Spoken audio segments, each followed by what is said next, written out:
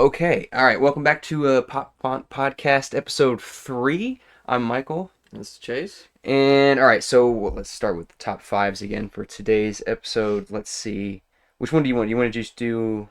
Mm. Do you want to do the one that requires the most discussion or the least discussion first? Let's do least. Yeah. Least discussion, I think, for me is gonna be either series finales or villains. Okay, let's do series finales. That one feels think like that's the pretty- least interesting, honestly. Pretty narrow, But yeah. Yeah, it was tough. Well, actually, contrary to the other ones, series finales, I think for me was pretty straightforward. Mm-hmm. This is gonna be a pretty boring list, but a funny one for you, in at least one way. So. I guess I'll try to order them. Okay, so 5 series finale. Okay, let me think about these for a second. So that's 1. That's probably 2, 3, 4, 5. Okay, this is easy. So 5, I'm gonna put Seinfeld. Okay, Seinfeld, just a classic. It was an appropriate, if you've seen the finale, it was an appropriate end. A little controversial, which I think is interesting. Sure.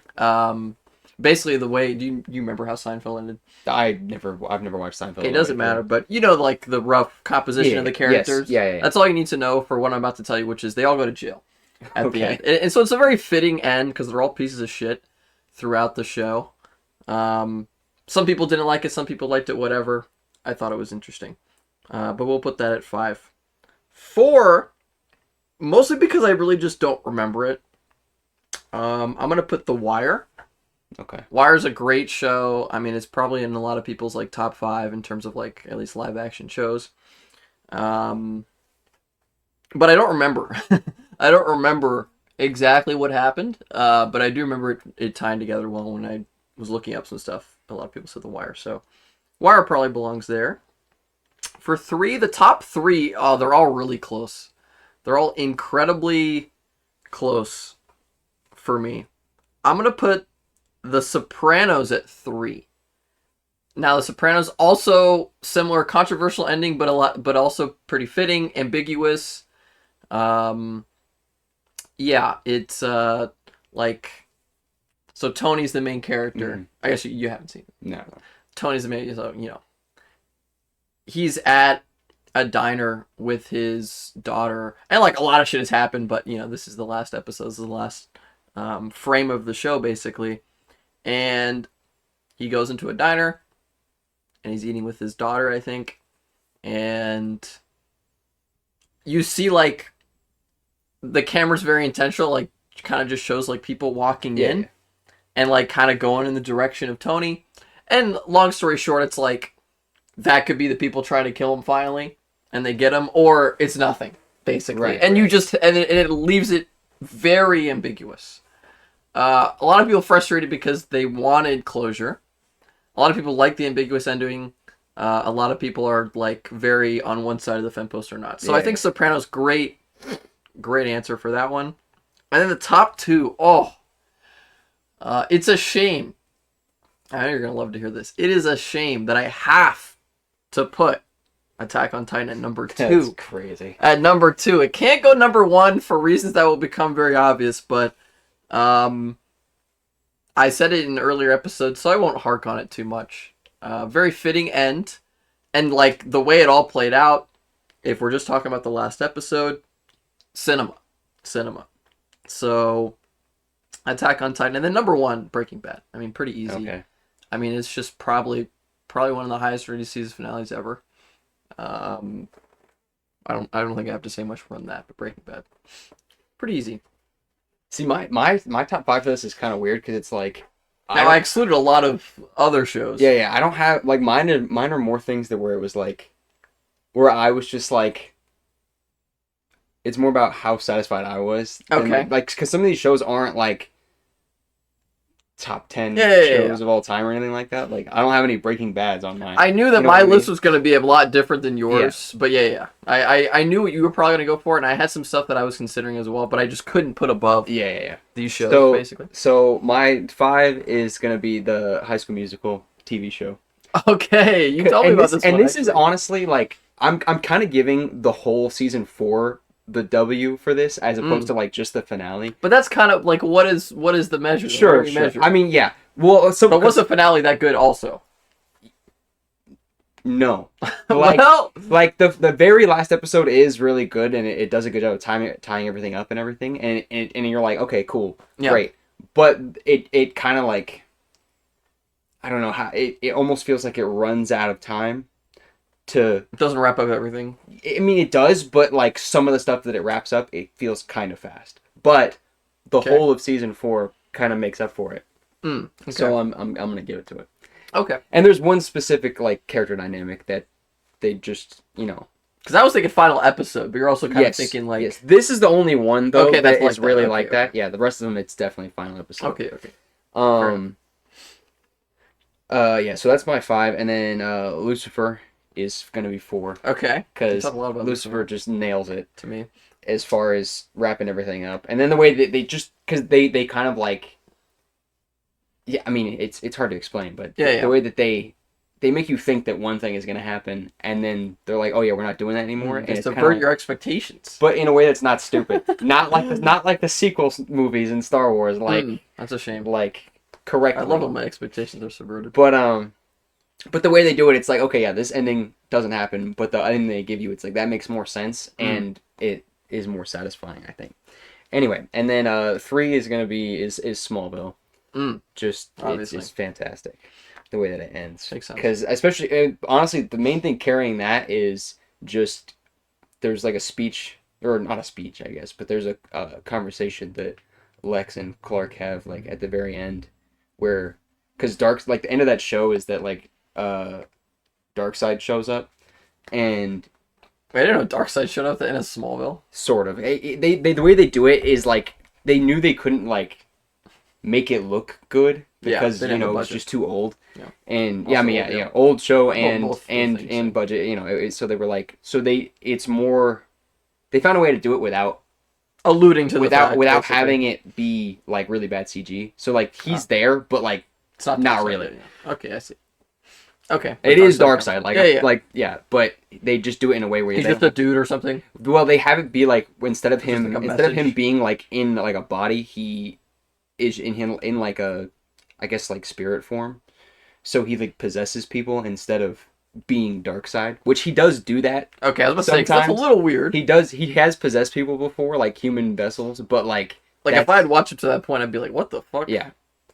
So it was like, all right, fine, whatever. Anyway, so Darkseid's showing up and about to like destroy everything, and Superman has to go stop him. And Lex shows up and or comes back because Lex isn't in like the last couple seasons of the show. Okay. There's a whole bunch of different reasons for that, but anyway, so he comes back and he has a conversation with Clark like as the world's ending basically, and is like, I'm not gonna Yeah. give the whole speech, but he's like, you go save the world, and when you're done, we about to scrap for eternity.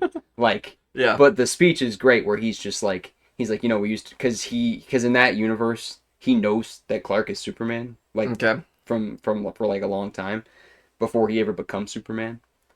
And so the speech is basically like, you didn't trust me when we were friends and now we're enemies. And there's like a whole thing about how he used to want to believe that being friends with Clark would be what made him great. Yeah. And like would save him from being who he is, basically. And then he's like, but you proved me wrong, so now we'll be like the ultimate enemies. And that'll be what makes us great, is being each other's arch nemesis. And it's great. It's a great speech. It's pretty good. Yeah.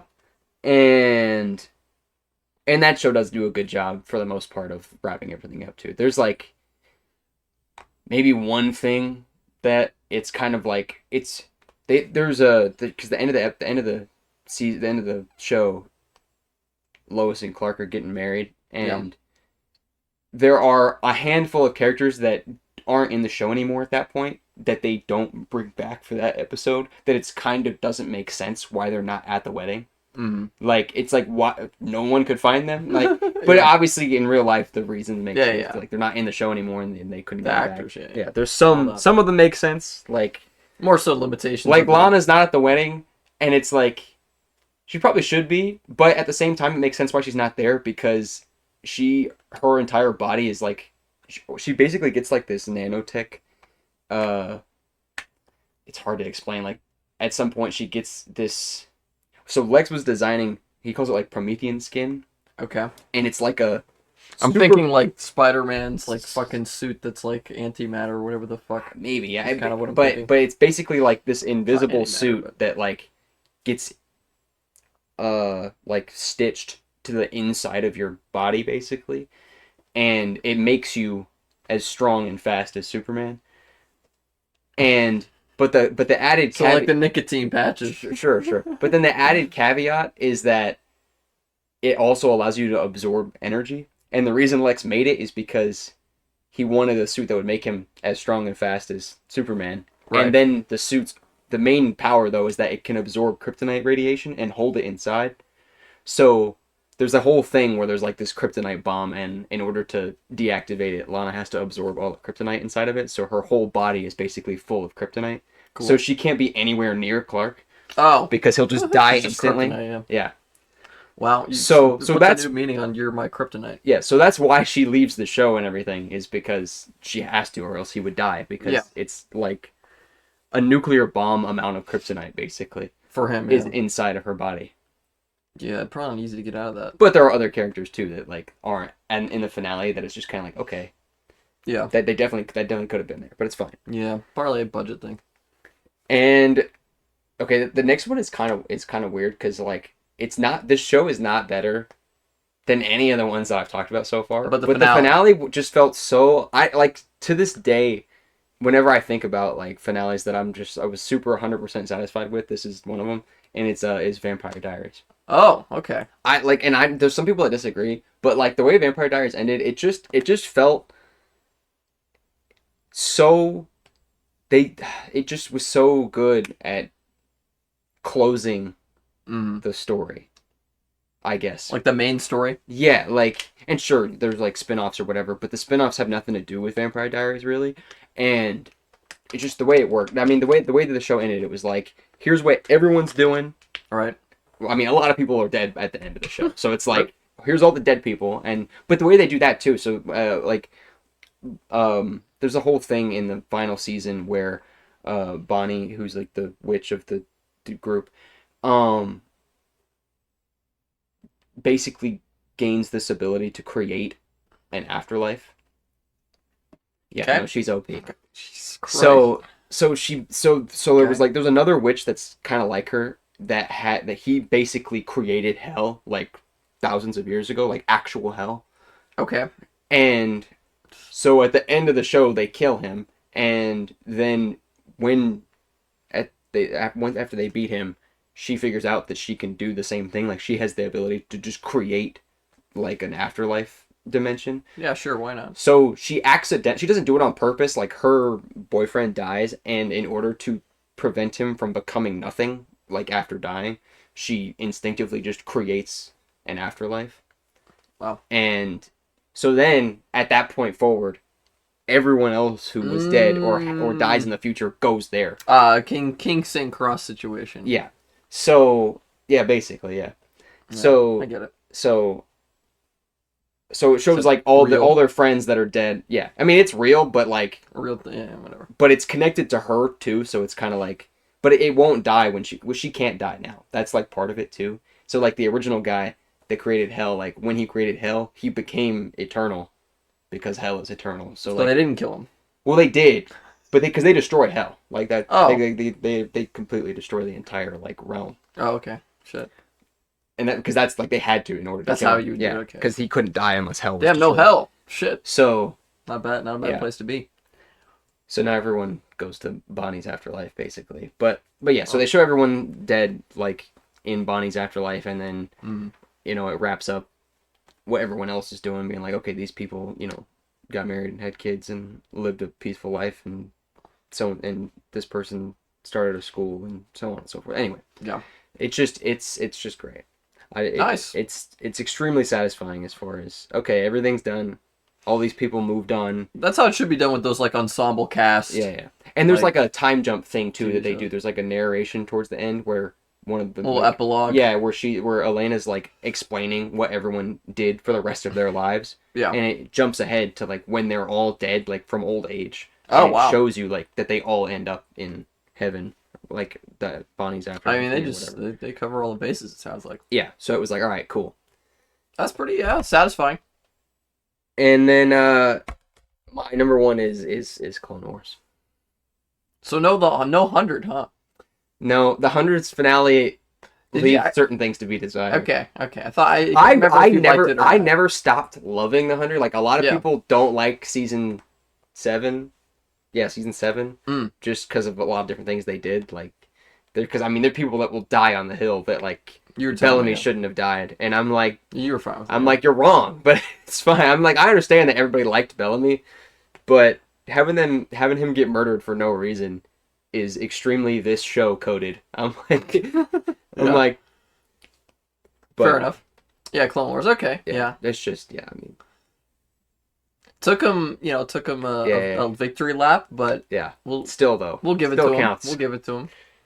I mean, Order 66, and like the fact that it's really, I mean, the way that was done is just so good. Where like, oof, there's no yeah. dialogue for like the last 10 minutes It's of actually the cinema. episode, Yeah. and it's just everyone's dying, and you're just sitting there Like, watching this it is happen. It's great. just like, this is the best This is thing what that's they've ever ever happened. seen, yeah. And then the little end scene with Vader showing up, and he like Yeah. finds Ahsoka's lightsaber in the snow, and he's just Oh, yeah. like, well, she's dead, even though he's wrong. Yeah. But yeah, no, it's just great. Yeah, I guess that would get an honorable mention for me too. Banger. Yeah, okay, man. Solid list. All right, what was the next one? The main characters or Yeah, main characters or villains? or That was the other villains, two, yeah. okay. Yeah, whatever you pick. Yeah, I guess. Let's do main characters because I think the Mm. villains one will be more interesting. Yeah, this is pretty tough for me because I had way too many to choose from. Yeah. Way too many to choose from. I redid this list like 6 times. Yeah, I did this a lot, and I feel like every time I try to add and remove, it's like, ugh.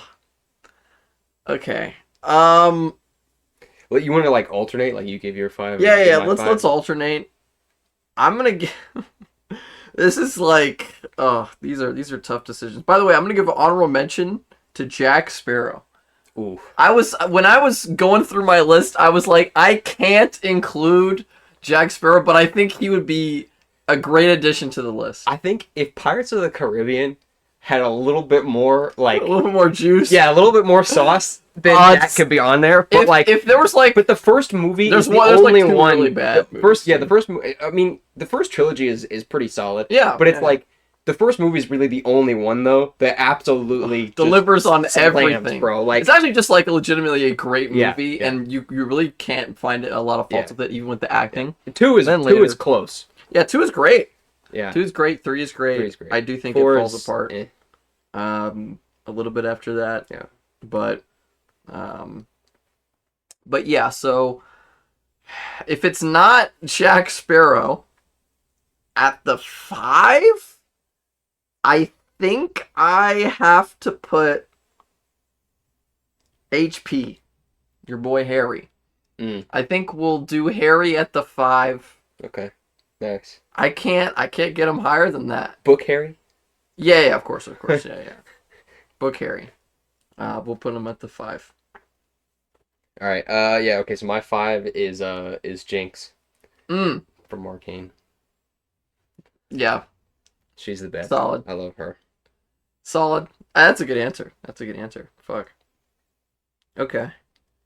All right. Now it gets extremely tough in terms of ordering. Mm-hmm. I was only okay with like the couple bottom, but 4, I think I'm gonna have to give. Oh Lord. Oh, this is impossible. By the way. See, my top 2 were actually easy, and then the rest were like a lot harder because I feel like I'll be honest. My it's not top big. like 1 or 2 is probably not too bad. I'm gonna go with Kratos. Okay. We're gonna go with Kratos. Okay. And I'd love to put him higher, but I can't. Kratos is great. I mean, just Kratos is pretty cool. current iteration with all the Mhm. past iterations. Well, I honestly I think if if God of War 4 and 5 didn't exist, I would not think that I would say Kratos doesn't belong on that list. Well, now he's like a complete character. Yeah, yeah. He's not He's just like a hack and slash. Yeah, yeah. Like the original trilogy, Kratos is cool, but like Yeah. he doesn't have that much depth. I mean, no, like, not at all. he's got like He's pissed off at people who killed, and that's it. That is like the entirety of his It's like character. the gods killed his family, and now he's gonna kill all of them, and that's the entire plot of all three games. Now he's like, and it's like okay, but now he's now like he's an ocean somehow. Yeah, yeah. Somehow they added like now he's like, yeah, I'm still like the god of war, but like I don't want to kill people, and I've got a son, and I don't really want him to be like me. And the Heimdall fight. I think a good example exactly, of that. Yeah. And I have to save the world, and I don't really want to, but like my son wants me to, so fucking fine. Heimdall is basically just, I mean, you can either say Hermes 0.5 or Hermes 2.0 or whatever. Heimdall's way worse. I would say 2.0, but yeah. Anyways, I rewatched that fight when I was looking up these characters and stuff, and I was just like, "This Big Boss did not want to kill Heimdall. Oh yeah, he really didn't, bro. He was gonna rip off all of his limbs and shit. Yeah. But he just and then he hated. He didn't even like killing him. But he was like, I just kind of have to do this. And I'm like, yeah, I mean, you kind of have to at this point. Especially because like the end of the fight was it was very much like a. I'm trying to think of like another character that gives a speech like that, but like the whole thing where Heimdall's like, if you don't kill me, I'll just keep coming back. And, I will kill your son or whatever. Like, and Kratos was like, fucking fine, bro. It's like, you want to die, you want to die. Like I've tried to not kill him, then I've only put killing in this small corner. You've met those exact qualifications for me to kill, so I guess fuck. Yeah, I'm gonna, beat your ass. He was like, "Here's the Venn diagram." Going on. He's like, "You're right here in the I have to kill middle. You section." Yeah, I've friend my son. Warning 1, warning it's 2. Like, ripped off the limb. Gonna destroy the planet. Gonna kill my son. Gonna kill my friends. It's like gonna try to kill me. It's like you could all do like the categories. 3 of those. And my bro's still he's just a mature individual now. But 4 or 5, that's it. And did you ever play the DLC for Ragnarok? I didn't actually. The roguelike? Yeah. Actually. They do more stuff for his character development in that too. Okay, because cool. like I didn't know that. You basically I don't think you fight him, but the whole thing is you're like fighting original Kratos. Like Crash Out Kratos is the bad guy of the DLC. Wait, that's awesome. Like and so like the whole thing is it's in his head. Yeah. I mean it's because it's like you're in Valhalla, but like there's like a whole bunch of mystical woo-woo stuff going on. Yeah. So it's not real. How he imagines his past self manifests, I guess, in Valhalla. And so it's like, so you're going up against him, basically. Yeah. And so, so they cover even more of... That's cool. Now I need to play his whole, like, getting over himself thing. Yeah. Gets completely finished in that DLC, because that's the whole point of it. Dude, I played a lot of video games, some emotional video games. Ragnarok had some hitter. Both the games had some real. Yeah, Ragnarok's so good. Real demo. Oh yeah. I think I like Ragnarok better than 1. The remake. Yeah, than God of War 4. It's hard because I think the first has the bigger emotional impact, and like slightly, I don't know if better storytelling, but with the second it's more satisfying, and they just do do everything better. I like the second game better than the first because, and I've rated them before, but like I would give like God of War a 9, and I'd give Ragnarok a 10. It's just like it's just does everything but better. It's close. It just fixes all the I do. Yeah, I think the main thing is just Ragnarok has so much more like you said, like just so much more satisfying stuff going on. Yeah, and I think also the cast of like gods that you kill and stuff is way better in the second game. It is. In the first game, you're just killing unnamed big shit sometimes, and it's like this is cool, but like, is this a god? Yeah. No. Yeah. And even the guys who do kill, it's like Baldur and stuff like that. It's like I don't give a fuck about Baldur. I didn't give a fuck, but like, I mean, okay. I mean, like Baldur was. No, I'm not saying that he's a bad character, but like, it's not the same as in the original God of War games or in Ragnarok, where it's like you're killing people like Thor or Heimdall or I will Odin say, and stuff like that. Still liked Baldur as a villain. No, he was good. Way more He was good. than like Odin and Thor, Yeah, personally. Just as a villain. Still. But I'm just it's talking more about- satisfying to kill Odin and Thor than it is to kill Baldur. You're like, who the fuck is Which was Baldur? why the This guy's a god? Yeah, which is why like the Greek games are so satisfying because Yeah, 'cause you're killing- everybody you kill matters. You're killing all the big names Yeah. and some small names, Yeah, but like Zeus, every Poseidon, game you're like wiping them out. yeah. Hades, yeah. Okay, makes sense. That was your. I think that was my Yeah, it was 4. Okay, because I haven't said my 4. Yeah. Okay. So I had Harry Potter and Kratos. Nice. All right, my 4 is Clark Griffin from the 100. Okay, yeah. Gotcha. Knew that was coming. Yeah. Knew that was coming. She's the best. 3. She's actually the best. Jinx isn't the best. She's the best. Nice. I'm gonna talk about. She's on the other list too. My villains list. Okay, you'll talk about it. I'll talk about it more then. Okay, fair enough. Okay, so you have a similar thing to me then, which I think I have someone. So I did a different thing, right? So I'll say it right now. I don't have Walter White on my main characters list, but I have him on my villains list. Okay. So I did something similar, but I chose to just not put him on the main character list. In lieu of that, we're going. I'm 3. This is 3 now. Yes. Oh, it gets real hard. These 3 are like, I think you just interchange all of them. Or maybe just 2 and 3.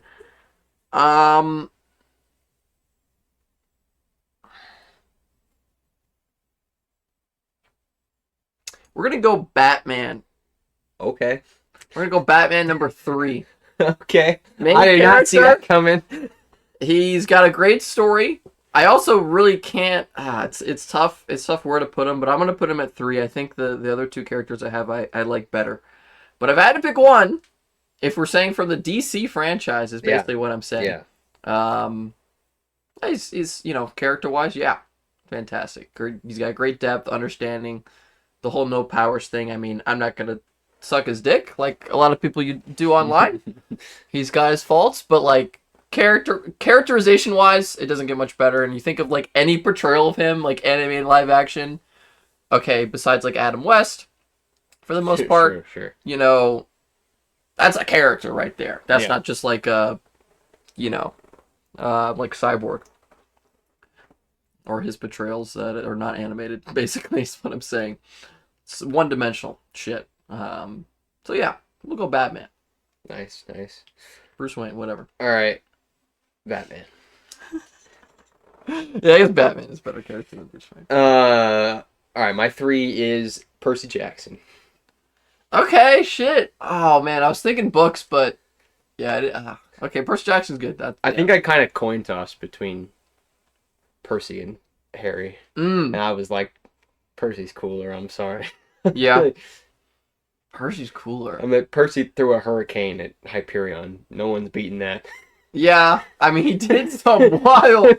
Bro, he fucked up Titans. Yeah, I'm like, Percy did bloodbending against Achilles Percy or whatever. and Kratos had roughly the crazy. same level of success, slightly lower Percy than Kratos. Percy just doesn't Titans. kill as many of his enemies. Yeah. Doesn't want to, really. Okay, that's good, yeah. Percy, okay. Yeah, I was really trying to think, like, how much do I get from games or books versus TVs and movies, and yeah, that was a hard balance for me. All right, number 2 for me. We're going Ripley. Okay. Pretty easy. Nice. For me to throw her in here at some point, but I mean, because of Alien Resurrection, right? That's why she. Oh yeah. Well, if it wasn't for Resurrection, she'd be off the list. But thankfully, with the addition of that movie, I can not only put her on a list, I can put her number 2. No, barring that movie, she'd probably be number 1. But in all seriousness, yeah. No, I mean, again, characterization, great example. Yeah. Through and through. There's some great stuff, and I'm learning now too as well. I knew this, but I guess I hadn't seen the version. There's versions of Alien. There's like I think a director's cut or something, like mentions Amanda and sets all that up. Yeah. I forget to the theatrical cut or director's cut. No, it's the Aliens director's cut or whatever has like a whole bunch of not a whole bunch, but there's like the scenes in the hospital and stuff when she wakes up there's more stuff. Okay, so I did see the director's and then cut. Burke, I can't remember if it's Burke, but someone is like shows the picture of what her daughter looks like now, and she's like old and stuff. And they're like, oh yeah, she was looking for you for a little while, and then she went and got married and had kids and shit. So, anyways, just more adding to her character, obviously, but yeah, Man as a character, Mhm. I mean, you talk about female leads. I almost wanted to throw Aloy somewhere around here. I didn't, ugh, I just couldn't do it. Again, compared with this list, I mean, it's just hard to compete. Yeah. But with female representation, we'll go Ripley. Uh, okay, yeah. So Number 2 for number you. 2 is gonna be Anakin slash Vader. Okay, yeah, makes sense. Makes sense. I don't need to explain I that. don't think you do. Yeah. That's pretty straightforward. Okay. Very similar to me. I mean, number 1, I didn't have to think too much about. We'll go Naruto. Okay. Again, Solid, very solid. easy, safe choice. I don't have to defend it very much. Probably has the best character arc of all time, or something like that. All right, yeah, my number 1 is super obvious for me, I think, but Superman. Yeah. Okay. Number 1. Okay. So we had pretty straightforward tops of the list. Okay, that's good. That's good. Nice, nice. All right. So, all right, okay. So, top 5 villains. Yeah, this will be real interesting. Yeah. Um, I didn't really know where to put these guys, but we're gonna go. You never guess this one. 5, Bolton Ramsey. Okay. We're going Ramsey Nice. Bolton or whatever, whichever. Yeah, it's Yeah, Ramsey yeah. Bolton, I guess. Oh man, Yeah, he was. you Yeah, ever he was watch good. you He ever was watch good. something just like I fucking hate this guy? Yeah. Talk about a visceral react. No one did it better than Ramsey, man. No one did it better than Ramsey. He's like ruthless motherfucker, piece of shit, hated his guts. Yeah, we're gonna go Ramsey. Mm. I didn't like any other villains in that show, honestly, to pick from. You know, if I had to pick. I'm not picking the Night King. That's for damn. Yeah. I'm not picking. I'm not gonna put Daenerys. I'm sorry. I'm just not. I'm not gonna pick. Fucking, Well, because I mean, she's not a good villain. right. Even if she Danny wasn't, was a yeah. good hero. She was not a good Right. villain. Yeah. She was- Danny, I was considering as a main character. Yeah. But I was not gonna put her at villain certainly. Yeah. No, Especially if not main character. So she doesn't earn that shit at all. no. But yeah, Ramsey. I mean, yeah, real piece of shit. He may not be like the big bad, but I think he earns his spot. It's kind of funny because I wasn't actually thinking about it like that at first, like the whole like that you hate the character Yeah. so much that it's just That's a lot of what I use. Now I also use like because I didn't want to just here's like something I also thought of like and I was thinking of like other shit like okay like Darkseid or whatever like all these guys and I'm just like you know does it need to be a planet ender? You know, Yeah, does it yeah. need to be like the most catastrophic villain? And I think in some ways, yes, like that helps. But it's like you need more than that on your resume to be on the Right, list. right. And I think it's easier to get on the list if that's the case. Like as Darkseid, you don't have to do much more. You gotta do something, I think, compared to everything else. So Right, yeah. that was kind of how I approached it. But yeah, no. So I'll just do like an honorable mention real quick Mm. is because that what you just said for Bolton reminded me of it. Yeah. Is Pike from the 100. I Oh. still don't think that I've ever hated a character more. To Wasn't this day. Pike from early? Yeah, he's in like I remember- season 3. He's, Yeah, he's okay, like I the main watched that. antagonist of season 3, basically. Yeah. Bro, he is I the remember fucking Pike. worst, bro. To this day, top 1 hated character, bro. Mm. That man was ruining everybody's day. Also, throw out an honorable mention: the Governor Oh, from Walking Dead. It's yeah. for the same reason, Yeah. right? But I wouldn't put him on the list. Yeah. And Walking Dead, not gonna say anything about. Yeah, Walking Dead. Pike was a fucking. He was a problem, but he was not a big enough problem long term. Mhm. It was like for season 3, he was really annoying and he was ruining Mhm. everybody's day. But then that was it. So it was Yeah. like, okay, Yeah, I remember Pike.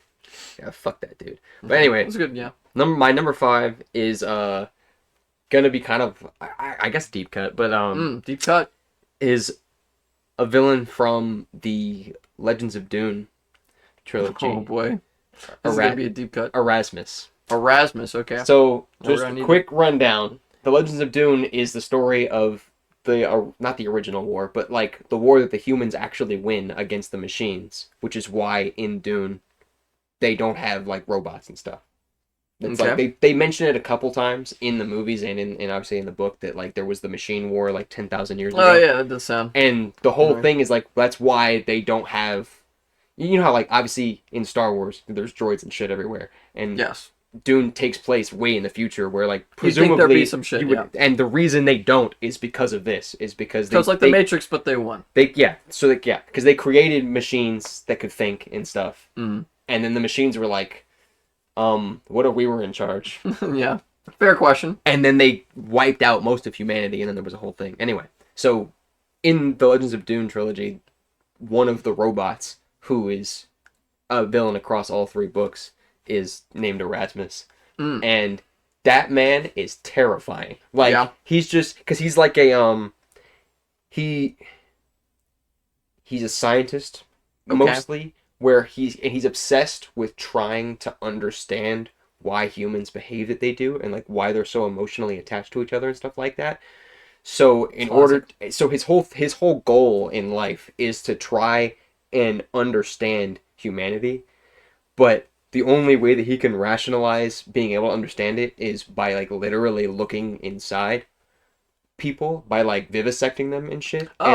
and like torturing them in specific ways to like elicit certain emotional reactions. Like there's one scene specifically that I can remember that's just it's so fucked up, where he's talking about how there's obviously, you know how like in real life there's a bunch of different studies about how twins are connected, and like how like I don't know if myth is the right word, but the whole thing where it's like if one Shared twin feels thoughts or pain, something, if one twin feels pain, the other one does, and so on and so forth. So Erasmus basically is like, A, twins are rare, relatively speaking, Statistically, yeah. and B, he's like, and in their world where most of humanity has been wiped out, and all the humans that do exist are slaves and stuff like that, so he doesn't have access to a whole lot.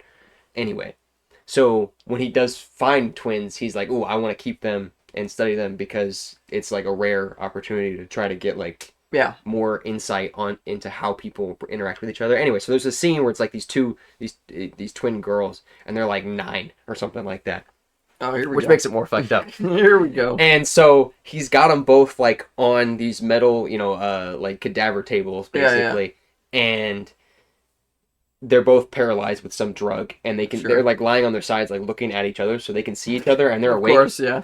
And basically, he vivisects the one twin while they're both alive. And so the other one, well, making the other one watch, see if they and then it. he's got like a scanner on like her yeah. brain to see how she reacts, as opposed because the thing is he's had other humans watch other humans get like vivisected and stuff before, but never twins. So he wants to see if it's any different. And then there's like a whole thing where he's explaining his results or whatever about how like it was different because.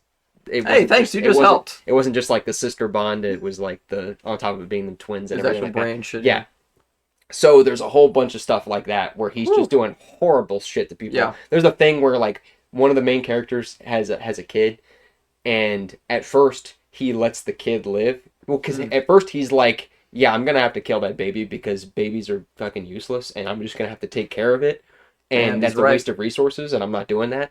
And the main character is like, well, if you let me raise him, then you could study like a human from birth to like full adultness. And he's just like, that's a great point. So he lets the kid stay alive. And then eventually though, the mom starts defying Erasmus more and more, or like standing up to him more and more. And she's like smart about it because she basically uses Erasmus's need to understand to manipulate him into not killing her and letting her like have more freedoms, basically. Yeah.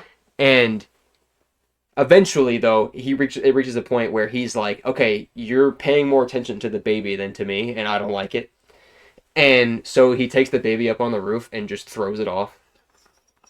And that's why the rebellion starts. Oh, and it's like that's why humanity. The Franz Ferdinand. Because everyone sees him do it, and all the humans that see him do it are like, yeah, okay, we gotta kill these guys.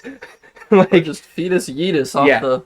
So and there's a whole bunch of stuff like that across the trilogy where he's just doing horrible stuff to everybody. But way he's so calm and like analytical about it makes it so much scarier. He's a robot. Yeah, because he's a robot.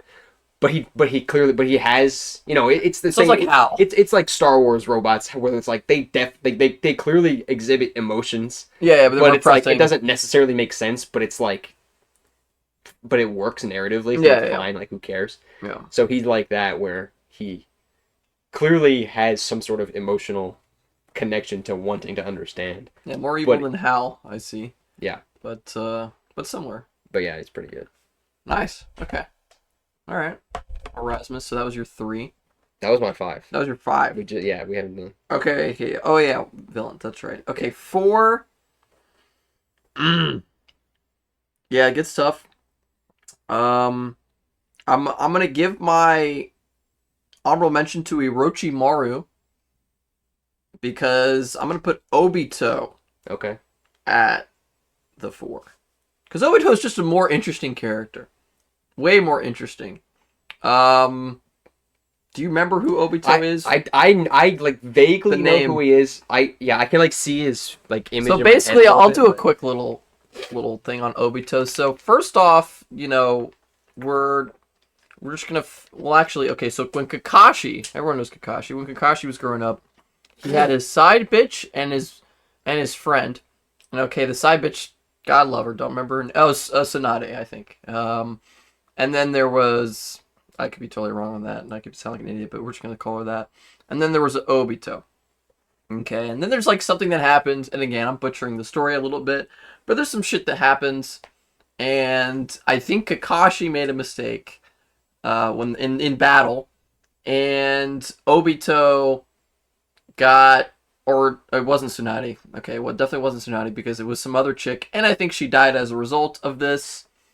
Um, and I think Obito got trapped or like he got killed, and they thought he got killed or something. Turns out and then later, okay, so that was like Kakashi when he was a kid. Obviously, like Kakashi's like training Naruto and shit, Sure. and Sasuke and whatever that other bitch, Sakura, and they're going through things, and then obviously they introduce the Akatsuki, okay, and you get people like Itachi, whatever, and all the Akatsuki, and some like double agent kind of folks like Itachi, but later they introduce Toby, and he's got like this fucking mask, and he's just really weird. And he's got some weird powers and shit. You don't really know it, but he seems like a comic relief character, basically. They eventually reveal that as Obito, and he didn't die, but he was like underground, and fucking, I think it was Madara Uchiha, who just like ends up being the villain at the very end, causing the most, like, again, we're talking cataclysmic shit. I could have easily named him as the villain. I think Orochimaru is cooler, but not as complex as Obito, because he's got that whole shit going on, and then he has like the shit that he did with Madara, and like being raised by him basically, and built back up or whatever. And anyways, Obito, very complex character, very interesting. I think he has a bit of an interesting arc at the end too. My memory's just escaping me, but yeah, we'll go Obito / Toby. Nice. We'll put him at the 4, I guess. Yeah. Yeah.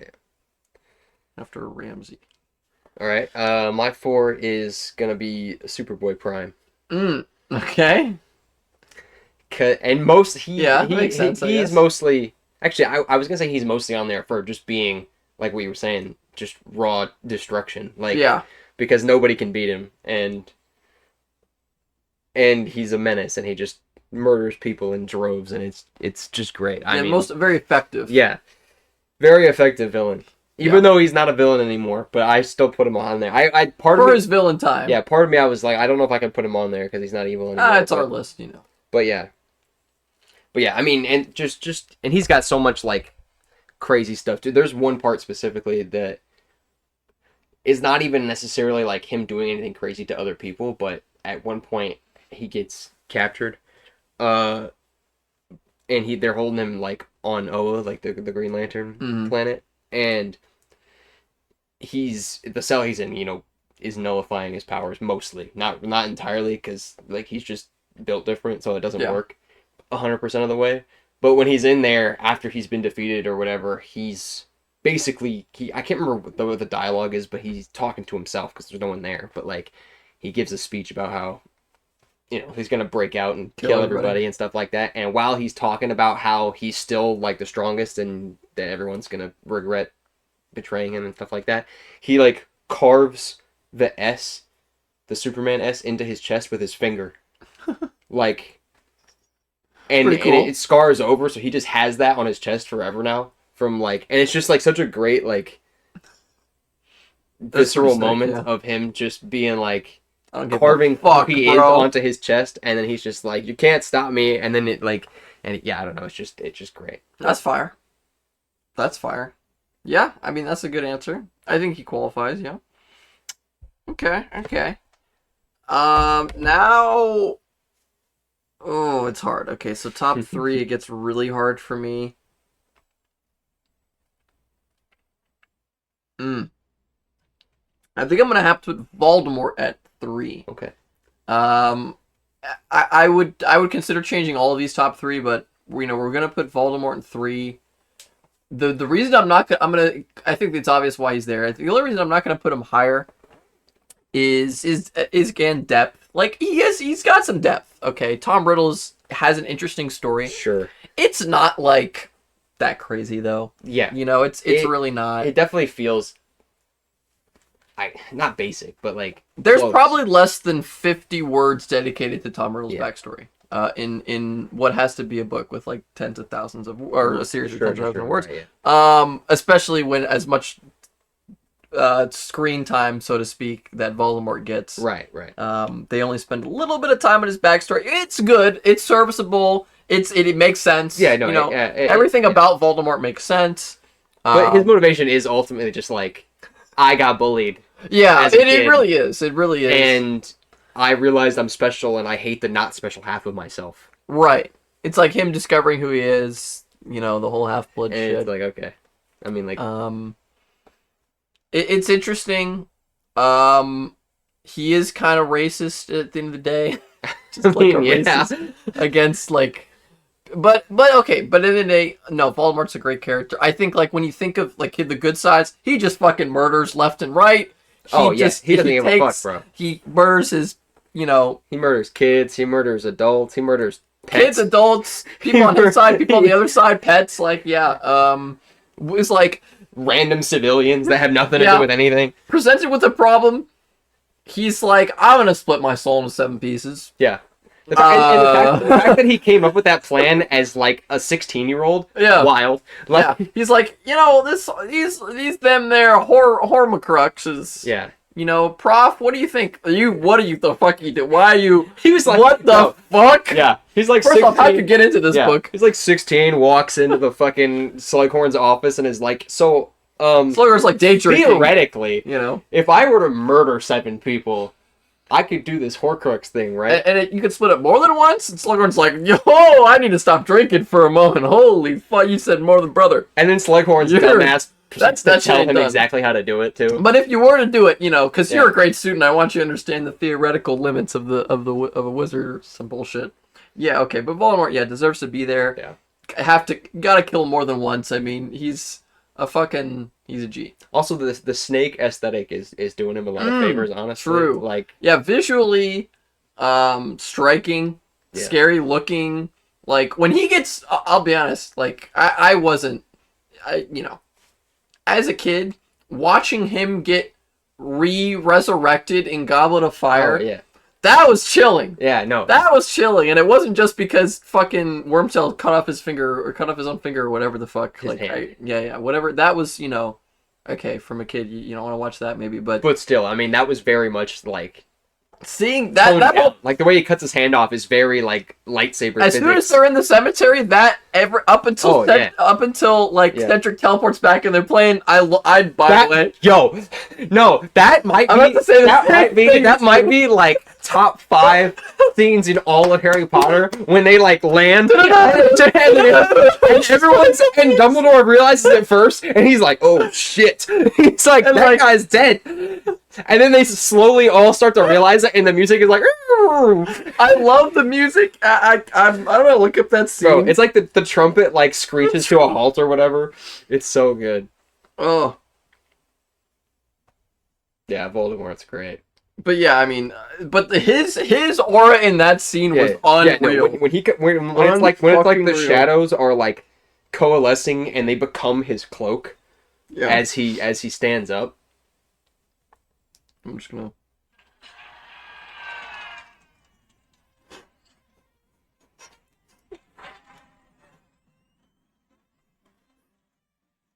Wait for the trumpet to screech. Here it goes. Oh, this is a version where it doesn't stop.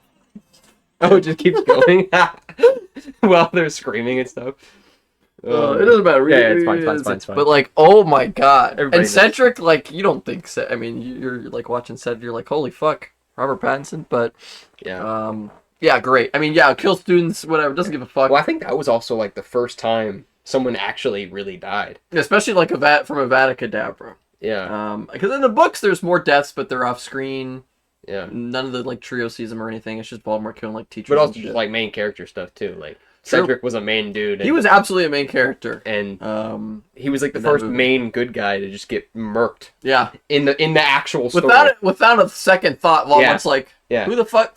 Yeah. he's Oh, like, you're Harry, right? Is Hedrick or? Oh, Yeah, okay, yeah. just kill that bitch. Kill the other guy real quick. You know, Harry's like, this is like the coolest guy I've ever known, and he just got Yeah. fucking wiped. Are you kidding me? That you know what is Slimed actually out. hilarious too. I love like the scene in an Order of the Phoenix when they're talking to, or I guess it's Cho asks Harry like if because she asks Harry if Cedric knew all the stuff that he's teaching them Oh yeah. when they're doing the Order of the Phoenix stuff or the Dumbledore's army stuff. And then Harry's like, "Oh yeah, he did know this stuff. It's just that Voldemort was better." And I'm like, "That you are overselling Cedric to an insane degree Yeah. right now, bro." I'm like, Cedric didn't even do anything. It'd be one thing if like Cedric got He a didn't spell even off. lift his I'm wand, saying bro. like he had it like that. He didn't even react. Bro was scared, and you can't blame him. But And I'm like, I understand you're trying to make Cho feel better, but you're just lying right now. I'm like, Cedric got cooked, bro. He didn't even have a chance to do anything. Cedric, I mean, if there's any better use of the term slimed out, Yeah, Cedric yeah. got slimed the fuck out. He had no chance. All right, it was like a drive-by. And technically, it wasn't he even did have a Voldemort chance. either. Oh yeah, It was Wormtail. Bro got slimed by Wormtail of all people. That's Peter, crazy, bro. You got killed by a rat. Literally and metaphorically. Actually, yeah, metaphor. Yeah, there's we're not subtle with imagery here. JK was like, what's the most obvious metaphor I can use for traitor? Oh yeah, rat. Yeah, Bet. and the dough too. And it doesn't matter, Yeah, but all the everything, every animal based thing. Yeah. The dog. Yeah. Yeah. Anything that's a Patronus or an Animagus is It's like 100% super obvious. on the nose. Yeah, but as it should be, I guess. But Yeah. yeah, I guess we could talk about Voldemort forever, huh? But Yeah, probably. but yeah, Voldemort, I put it 3. Yeah, I think. yeah. And again, I love to put him higher, but I explained that. Okay, my 3 is gonna be Lex Luthor. Mm. I think mainly it's obviously a lot of the times he switches back and forth kind of. I guess we don't have the franchise restriction on this one, huh? No. No. Well, these Prime and Lex Well, Lex they is a only lot two from the different. same one. Yeah, because Prime is just a crash Prime, out. yeah. Lex But- is like a deep character. But Lex is, I think, mainly it comes from the fact that he's not a villain in the sense of like most comic book villains are like, oh, I want to take over the world or destroy everything or whatever. Yeah. Lex's whole thing is like, I believe that humanity is the apex species, and if and Superman and other superpowered beings are preventing us from reaching that. Yeah, it represents a threat to the human race. Like if Superman's always there, then humanity will never evolve because they don't need to, because Superman will always be there. Probably true to So, some like, extent. So his whole thing is like, I don't like people with superpowers because they limit humanity from being greater than they should be. Because it's like his whole thing, like he wants to save the world, but he wants mankind to be the one to do it. And obviously, because like Lex has definitely killed people before, but like in his head, it's always for It's justified. the greater good. He's like, I'll sacrifice the few to make the many superior, basically. Right, it's purposeful. Yeah, and exactly. He's not like just killing people for no reason and stuff like that. He's no Vandal Savage or something, Yeah. I don't know. Well, yeah, I mean, Vandal Savage is a good example because Vandal Savage only cares about himself. Like his whole thing is like, I'm just trying to become as rich and powerful as I can, and I want to live forever. And Lex is like, I want humanity to be like what Kryptonians are, Yeah. but without their help. Mm-hmm. And that's like, I think that aspect of what drives his villainy is what makes him interesting, because Yeah. he's not just like, oh, I want to take over the world. He's like, I would like to be in charge of stuff. A little Like, bit more like you could easily put yourself in this shoes a little bit more. yeah. And his argument against Superman, it's like he doesn't hate Superman because Superman's a good guy. He hates Superman because Superman is too powerful. Yeah. It's like a crutch. Yeah, For and the he human doesn't race. trust. He's like we can't put our faith in like this god that could theoretically turn on us at any moment. Which is like it's actually kind of cool because a few years back in real life and in comic book world, he was when Superman like revealed his identity to the world, and when that happened, Lex was like super upset about it or whatever, and he used magic or some shit to make it to where nobody remembered who Superman was, Okay. except for him, and then like all the people who already knew before the big reveal. It was complicated how it happened. So it's like the whole world forgot, but like the Justice League and like his family and Lex and everybody else still knows. Anyway, but ever since the reveal, ever since Lex learned that Superman is Clark, is when he started or stopped being a villain, really. Yeah. Because his whole thing, his whole motivation for being a villain, like I just said, was that he's afraid of the idea of Superman as like this all-powerful being that can do anything, and like his whole argument being that we're like blindly trusting this alien won't ever turn on us, and Lex doesn't believe that that's the case. Yeah. That forever you could trust that he won't turn on you. But once he learns that Superman is Clark Kent, he's like, oh, never mind, we're good. Like, because he knows Clark. And they were friends when they were kids and stuff like that. So he's like, so now he can trust it because he's like, okay, so Superman's not just this alien god floating above everybody. He's reliable. He's this kid that I grew up with. And I know Clark Kent won't ever betray the world.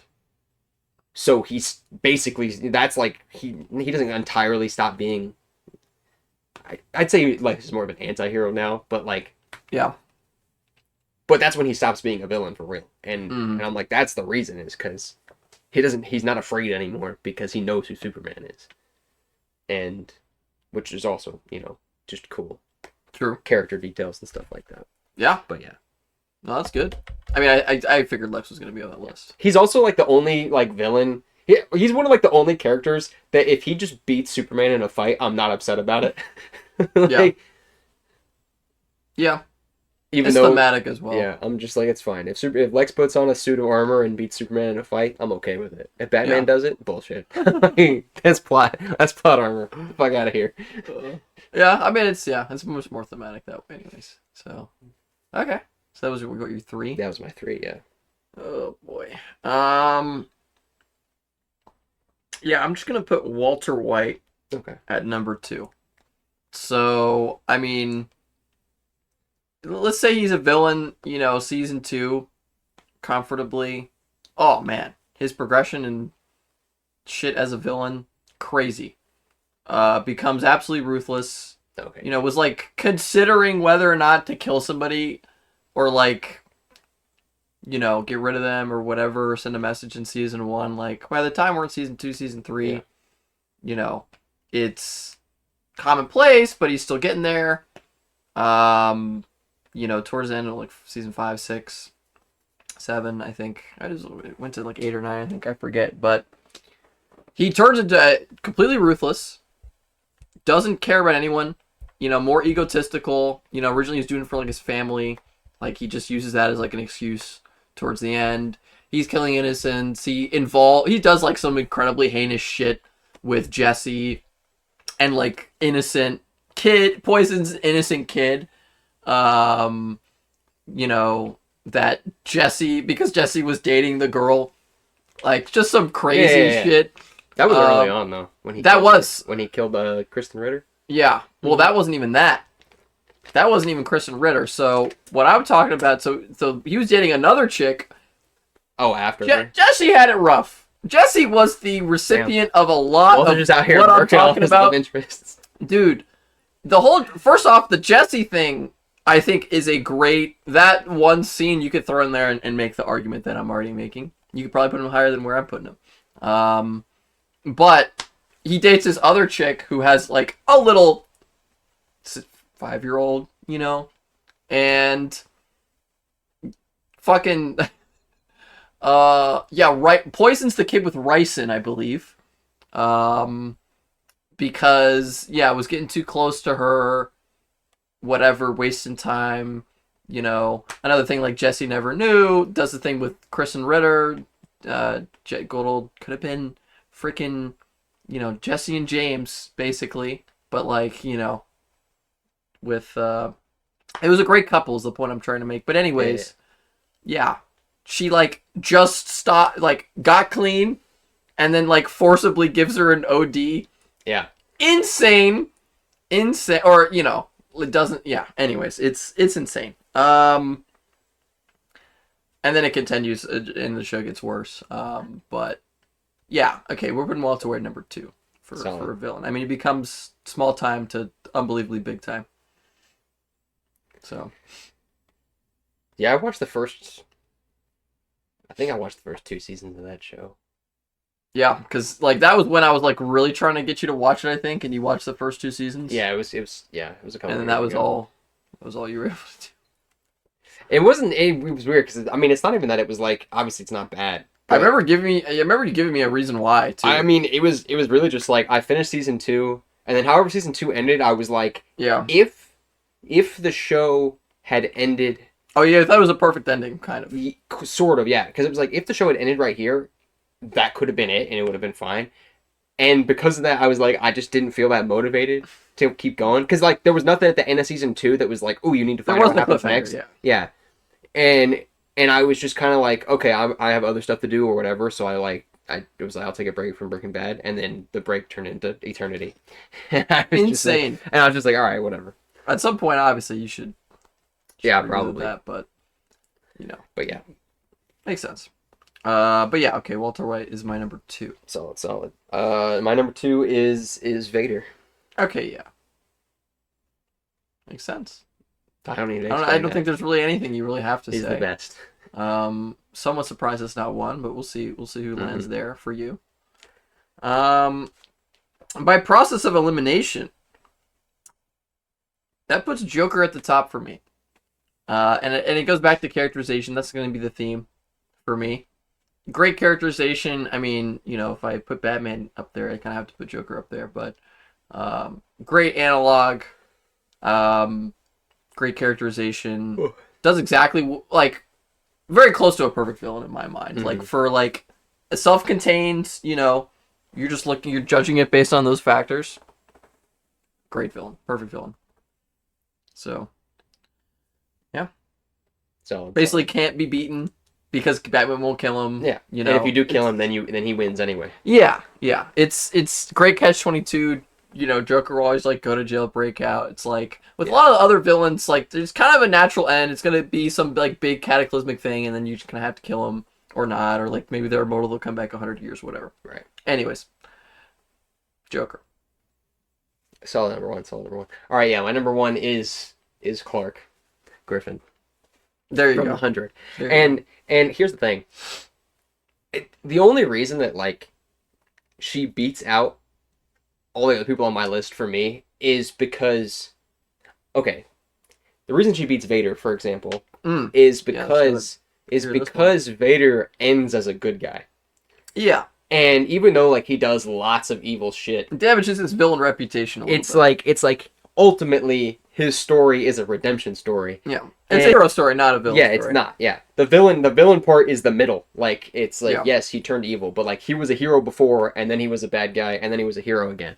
Yeah. And it's like, okay, cool. And then obviously, other people on the list don't have as much stuff going on, but like Clark is one of the few villains. I think actually, funnily enough, I think Walter White fits into this category. Is one of the few villains that like, I guess Walter's like a little bit worse because. Anyway, I'm getting off topic. More evil. More evil from the jump, I would say, Walter White than Clark. But it's the same thing where it's like they both start out as normal people. Yeah. And like, I guess in the very beginning of Breaking Bad, like he was technically doing it for his family or like to pay for his bills or whatever the Yeah. thing was at the beginning with. Yeah, it was like cancer treatment. Yeah, Paying for his yeah. cancer treatment. That was it. He was like Yeah. didn't really want a part of it. Just knew because he knew the science. Like that was it. Right. He just needed Zero money. ill intent. Yeah. Whatsoever. So like in that sense, similar. Whereas like at the beginning of the 100, Clark is like just a kid, and then they get to Earth, and then she's like, and I mean, it's important to note that like Clark was training to be a doctor and stuff, right? Like that was her whole thing. She wanted to be a doctor, and she wanted to help people and heal people and stuff like that. And then they get to Earth, and she's still doing that. And then when the kids start kind of like getting a little bit chaotic and stuff at the beginning, she's trying very hard to be like, if we just work together and build shelters and forage for food and stuff like that, then we can make this work. It'll be fine. But she still wasn't like the leader yet, and she wasn't trying to like take control like how in the beginning Bellamy and Murphy and some of the others were trying to take control. Like she was just like, look, everyone fuck off. I'm gonna do doctor stuff, and it and even when there was all like the struggles between who was gonna be in charge and stuff at the beginning, she was like, everyone respected the fact that she was their healer basically. Yeah. And was I remember the early days. And then obviously like as the first season progresses, she very reluctantly comes up with a handful of plans when they're starting to get attacked by grounders and stuff of like how to survive and beat them in battle and whatnot. But she's still very much in like the doctor role. And then in obviously at the end of season 2, when she has to kill everybody in Mount Weather, it's like bit of a point. But even then it was like there was no. It was like a necessity. There was no choice. It was like they would have killed everyone if she didn't kill them first, and there was no pretty wild, there was no other option. But and it's like yes, it was a wild thing to do. But after she does it, justifiable. But after she does it, she's like, yeah, I have to leave and go into exile basically because I can't be around you guys because I just murdered like 500 people. Yeah, and like I have to go. And so she goes off into exile and like hates herself for it and everything. And anyway, but as the show progresses, the whole thing where she's like the doctor and her whole idea of like, I'm doing this to protect my people thing becomes an excuse to murder people.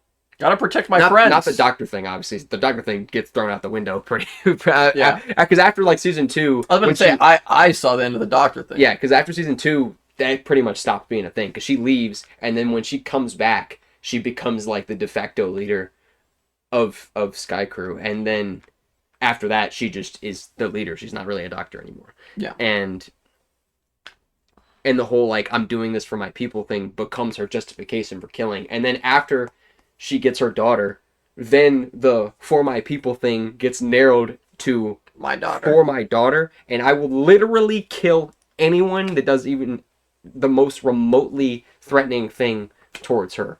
And by the end of the show, she just kills people for no reason, which is like is why like when people get mad about her killing Bellamy and stuff like that, I'm like but it's good though. I'm like, because that was the progression. The whole progression of the character, especially because it mirrors like a scene at the end of season 4, I think.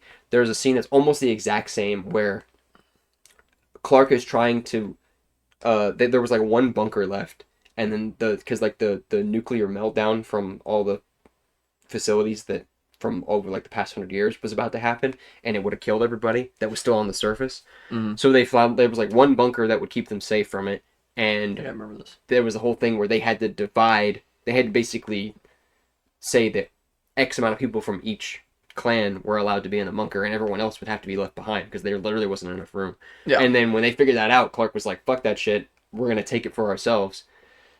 And so they do. And then Bellamy's in there with her, and he's like, "Yeah, you can't do that because we promised them that, like, we made a deal with everybody, and you can't just leave them out there to die or whatever."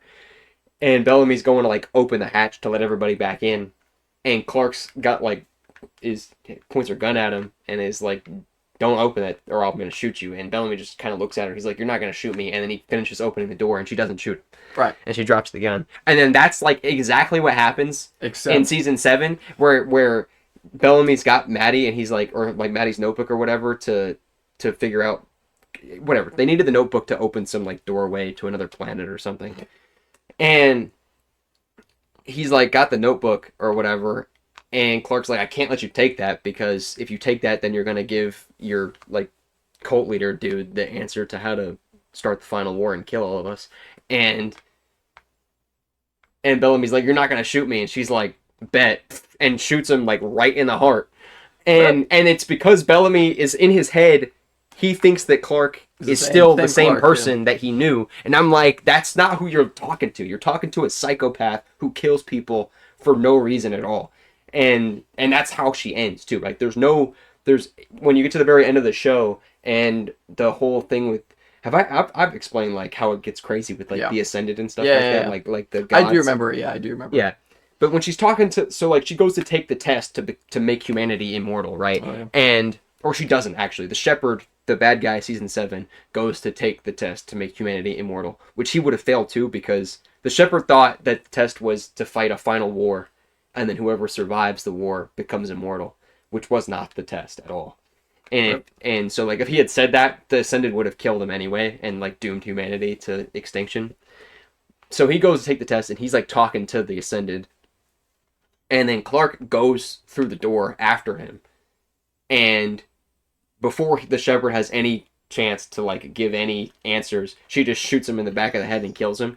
And the Ascended is, you have to think about it contextually. The Ascended is basically an eternal being that's existed for billions of years that has interacted with every intelligent species that's ever existed, which they imply that there have been many species across time that have existed. Yeah. And not just implied, but like in season 6 and 7, there's the one of the planets that they end up on was clear, like they show you evidence that it was home to like, I think they call them the Bordeauxans, was like intelligent life, an intelligent species that used to exist, and they took the test and failed, and they've all been wiped out because of it. Like, and there's evidence. That's right. I think you told me. So there's multiple species across time that have taken this test, and most failed, but a lot of them obviously became immortal because the Ascended exist. And so like the Ascended after Clark kills the Shepherd is like nobody in the history of time has ever committed murder in front of us, like in our domain while taking the test or whatever. And they're like, yeah, so you can't come, basically. Like, that's crazy. Like, you don't need to take the test. You already failed. Like, you're unworthy. Get out. And so, basically, humanity gets doomed, and then Raven comes in and retakes the test, basically. Like, she goes through the doorway, and she's like, look, Clark does not speak for us, bro. And Raven's like, you have to understand the situation. There was a whole bunch of bad stuff going on, and Clark is she's in a bad mood, and then Raven convinces the Ascended that like humanity is worthy, and that the Shepherd and Clark aren't good examples of humanity. Oh wow! And the Ascended is like, okay, yeah, you're right.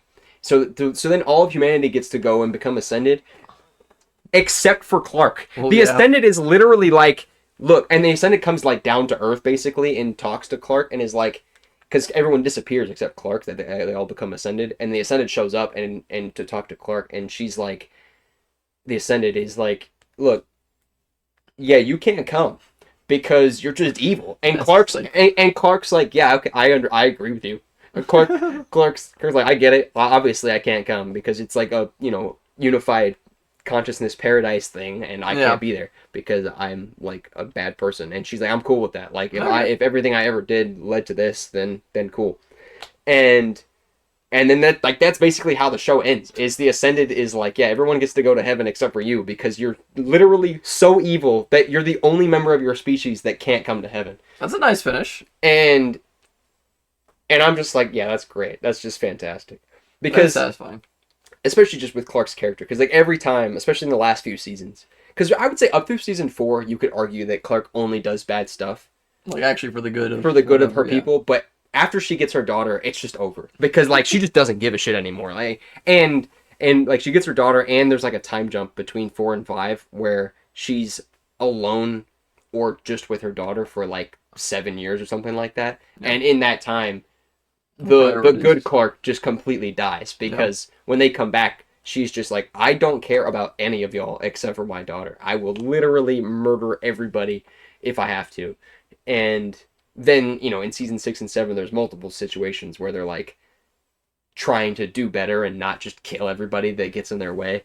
And most of them do try a little bit, unless they're really just forced to kill their enemies, which, Happens, usually they certainly. are. But there's like one part towards the end of season 6 where the bad guys of that season, they could have been defeated without murdering them, and then Clark's just like, nah, fuck that shit, and kills them all. And it's just yeah, because but the whole thing is that she's always claiming that she's gonna try to do better in the last few seasons. Like she'll be Even like, last season too. Yeah. she'll say it. She'll be like, I'm doing what's Why good even for... say it, man? She's like, yeah, I mean, because she's delusional. Like that's the whole Okay, thing. Is like she thinks that she's still okay. like in her head. She's still like, oh, I'm doing this for my So people. I thought it was like, okay, so to the end she's self-aware, but I guess up until then. No, yeah, at the very end, when the Ascended are like, yeah, you can't come, she's like, obviously I shouldn't be in heaven. But like, but up until that point, but okay, I guess the difference is that it's not that she wasn't self-aware, it's that she's self-aware that she doesn't belong in like a afterlife paradise, but she also still believes that everything she did was the right thing to do for her people. When towards the end that wasn't the case. Yeah. Where towards the end she would say, I'm doing this for my people, when 90% of the time she was just killing because that's all she knows how to do now is kill. Yeah. Uh-huh. And in the last few seasons it's very much obvious that that's the case, where someone just ever so slightly aggravates her and Kill! she's just like, bam. It's like okay. My favorite dialogue option. Yeah, literally, yeah.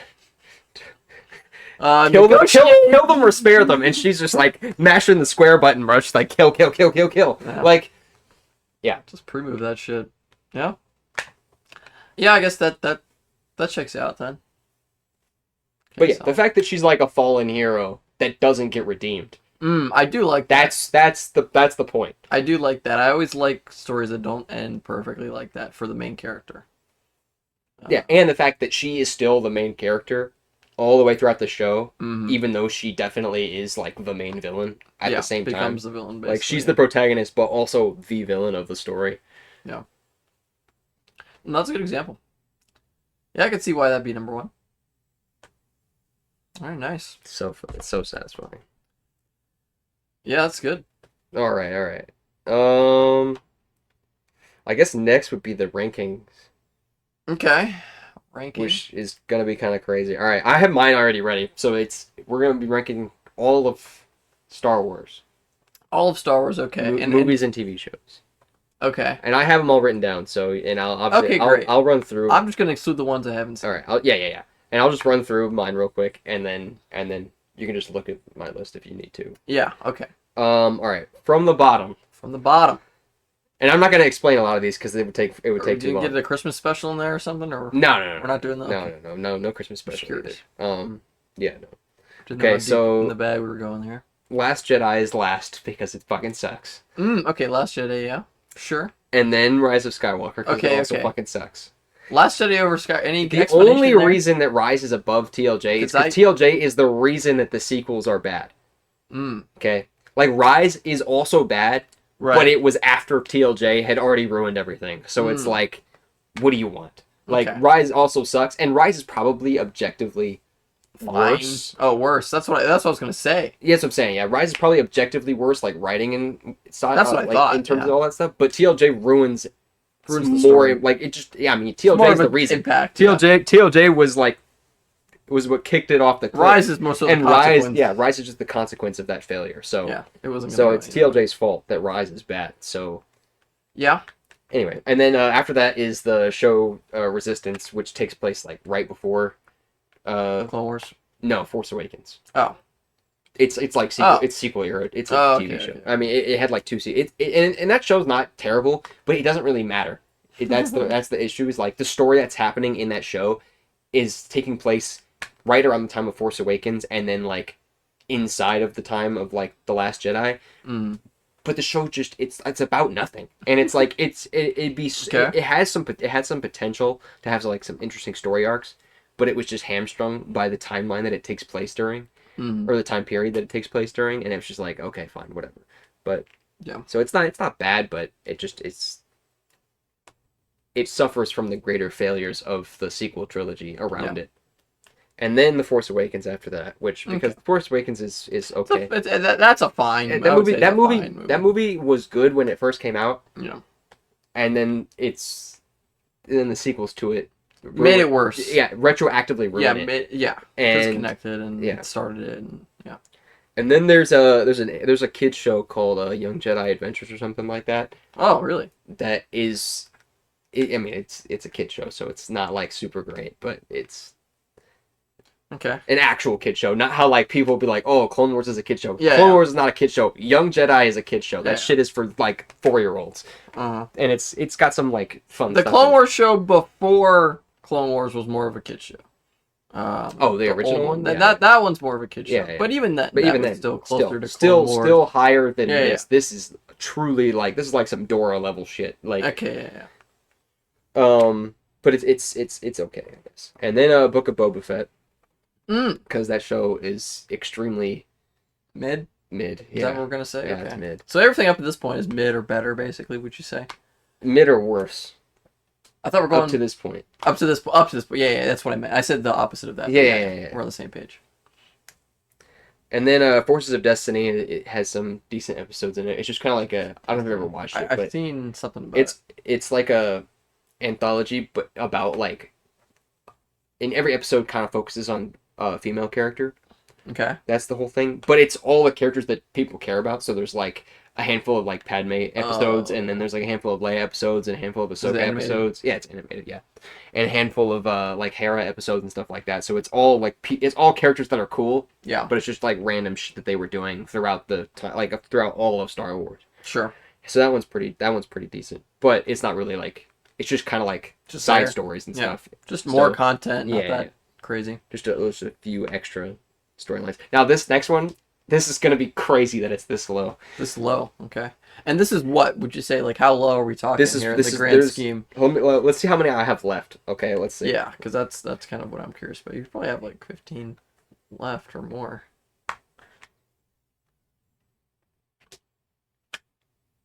I have like 20 left. So this is So extremely this is like low. bottom This- 20%. This is this is bad. This is really really low, and Okay. people are gonna be mad that this is this low. Because Okay. if you had to ask people, they'd probably put this as like top 3 Star Wars Is projects. this Rebels? No, Andor. Oh, buddy, you're gonna get some disagreements from me. Now here's the problem with Andor. Andor. I didn't know there were any problems with Andor. Andor as a story is really great, Uh-huh. but it just does not feel like watching Star Wars at all. It's not to me. supposed to feel like watching Star I Wars. don't. That's literally Why the would I? point of Why it. would I want to watch Star Wars that doesn't feel like Star Wars? Because it's going There's to no possible way you could explain it's that. going to sentence feel away. more first of all, it's supposed to not I don't think it's not I don't need saying it. it's I not don't supposed need there to be lightsabers and magic for it to feel like Yeah. Star Wars. That's not my point. Okay. It just doesn't feel like Star Wars when I'm watching. And season 1 I did like pretty well, but season 2 I was honestly just so bored so much of the time. I was like, and I think a big part of it too is there was a thing that they mentioned. I can't remember who it was, director, producer, Yeah. whatever. But someone mentioned specifically at some point that they weren't gonna have any I think I remember seeing what you're like talking pointless cameos or whatever. about. Yeah. And I was like, it's not pointless if you're on like so much of season 2 takes place on Yavin 4, and I'm like, Yeah. you're literally on the planet where all of the main characters hang out. Yeah. It, They also go to Coruscant. yeah, I'm like, it's not a pointless. multiple Yeah, times. exactly. I'm like, it's not a pointless cameo if diegetically speaking, Hera or like Princess Leia or whoever is literally in the other room, and you're just Yeah, but who cares? and you're just refusing to acknowledge. No, but they don't Oh, acknowledge but you're it at saying all. it's like a plot. They're issue. like intentionally not acknowledging it because they're like, we don't want to rely on like cameo hype or whatever. And I'm like, it's not a cameo if they're supposed to be there, like narratively speaking, and we know that they're supposed to be there because that's where they are. Mm-hmm. And that bothered me a little bit. That's not the main. That's not my main issue Okay, with it. okay. But What's your like, main issue then?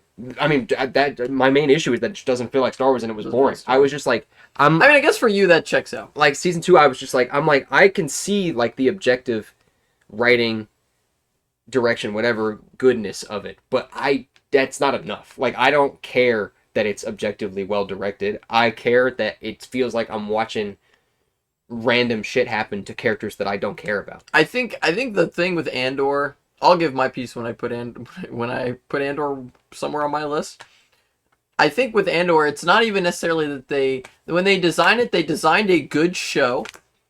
Okay, Mm-hmm. they designed a good show set in the Star Wars universe. That's basically just gonna have probably, I mean, more than sprinkles. I think the idea is like over time you're probably gonna see more and more connections.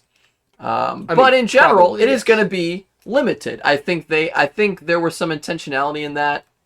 I think you mentioned the director said something like that. That's probably the case. I think it's more so that relying on it. I don't know what you'd say about that. I mean, like with lightsaber battles or other shit. I mean, they had a couple interesting things, but yeah, they made a good show, Yes. and I think you can watch it. I will say, especially like parts of season 1, parts of season 2. You could go sometimes a couple episodes and not know you're watching a Star Wars show. And so I accept that. Not I disagree, but I see where you're going with that. It doesn't feel like a Star Wars show. I don't think they really wanted it to feel extremely like a Star Wars show. Well, yeah, I mean, they definitely didn't, but that's my issue with it. Because they were like, okay, we want to make a serious show. I think, like, I don't know. If I had to guess, it was more like, you can make a show like The Mandalorian and have it be great, and everyone loves the cameos, everyone loves everything, all this shit, Yeah. and have a good show. But like, it might be missing some of that finer touches to make it, like, objectively speaking, you do not need to be a fan of the show to agree it's a great show. I would say that's like Sure. something with Mandalorian. Maybe you agree, maybe you disagree, but I think you could say that. Consequently, same thing with Andor, the opposite. They wanted, I think, it to be respected as a show first. Yes. Yeah. And Which is clear.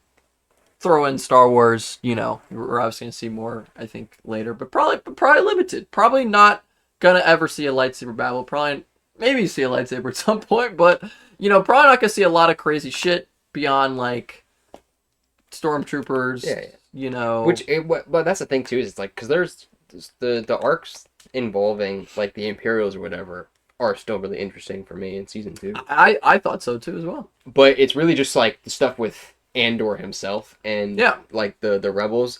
I was just like, I don't care. I mean, I know what happens to all of you, and no one important is in this show. So like when the Imperials when you're seeing like things that you don't ever see about the Empire, that's interesting, and like how they like orchestrated certain like occupations and stuff like that. It's like that's cool. But like Andor slowly walking to his death throughout the show it's like,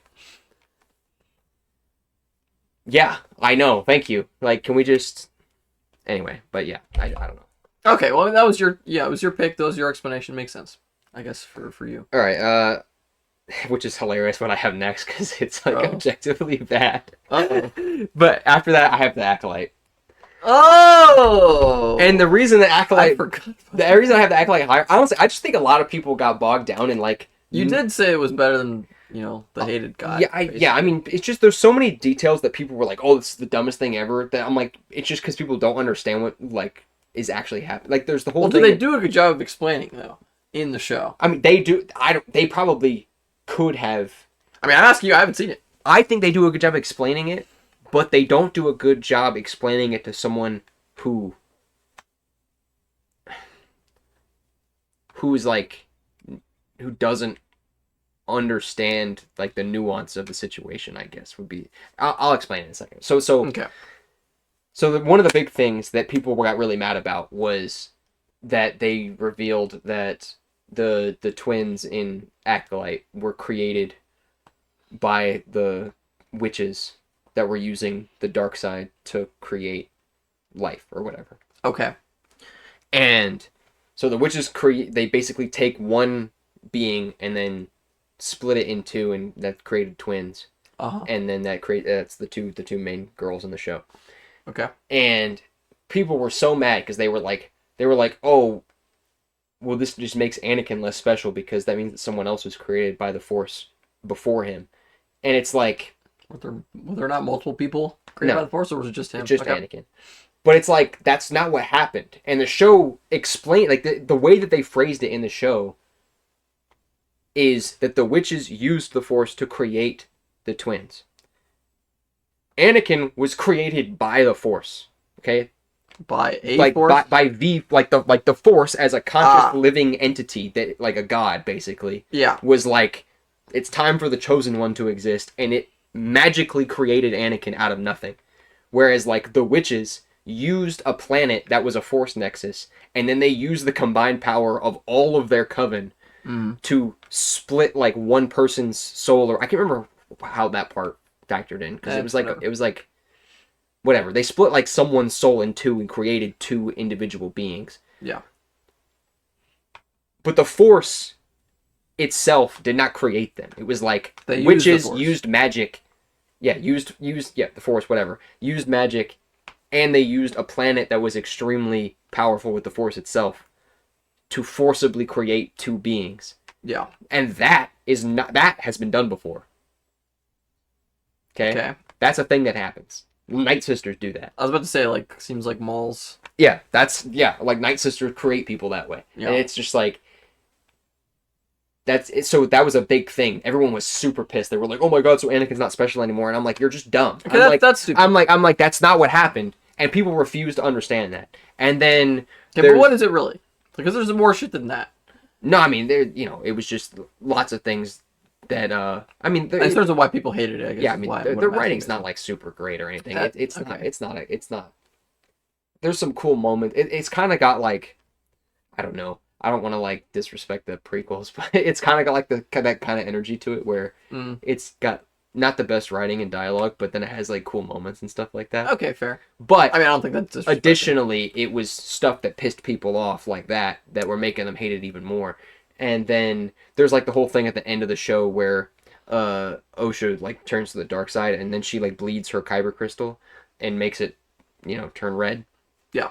And people were trying to be like, "Oh my god, she did it in like 3 seconds, and it's supposed to be like this super arduous task, or whatever." And I'm like, you don't have any proof of that. I'm like, the only proof you have that it's difficult to do are in like, I think Legends? they show it. No, they show it in like the Vader comic book, and then they show it in. I think they show Kylo Ren doing it at some point in one of his comic books, and in their instances, it was. But there's no like frame of reference for how long it actually took, because it's a comic book, and it's like when Vader does it, for example, the second he starts trying to bleed it, he like goes inside of his mind and is like having like a vision or whatever while he's doing it. So you don't see him doing it in real life in the world. You see him going through like a whole bunch of different things in his head that seem to take could have been place. 5 seconds. Yeah, so it could have been 5 seconds, or it could have been whatever. So he's doing probably that. not an eternity. Right.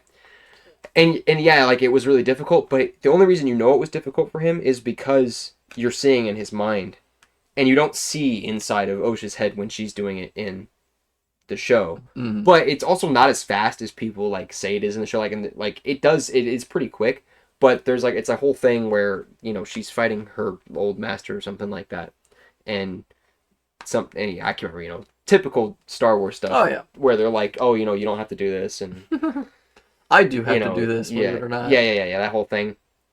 Or like, it's not your fault or whatever, and then she just is getting super angry about it. And you see, and the lightsaber hilt is like cracked, so the kyber crystal is exposed, so you can see it a little bit. And then you see like little bits of red streaks start to go through it as he's talking, and she's clearly getting more pissed off. And then she like pushes him off, and then the crystal starts to bleed all the way. And then that's like when it fully comes out, and then the lightsaber turns from blue to red while it's ignited, which it looks pretty dope. I'm not gonna lie. That sounds cool as fuck. I'm not gonna lie. And that was the thing, as the whole, and I'm like, did it have cool scenes? It actually had a lot of cool scenes. It had probably the best lightsaber dueling since Revenge of the Sith. Okay, so people did. I remember that shit was peak, bro. Would you? Wow. IMDb. What would you guess this is on Rotten Tomatoes? Oh, I mean, it's probably like a like 50%, if that, like lower than that on Rotten Tomatoes. So, On IMDb, what do it's you probably think like the a audience 4.5 score or is? something like that. Well, on Like Rotten Tomatoes, what do you think the audience score is? 25%. What do you It's think gotta be the high. critic score is? Oh, it's probably like 80 or something. Yeah.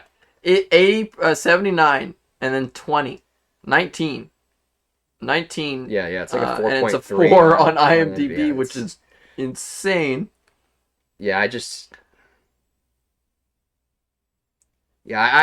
don't get it. I It's guess not now that. It's not better that bad. cast, maybe. Even if you didn't like, there's no justification for it being that low, other than the specific things that pissed people off about like.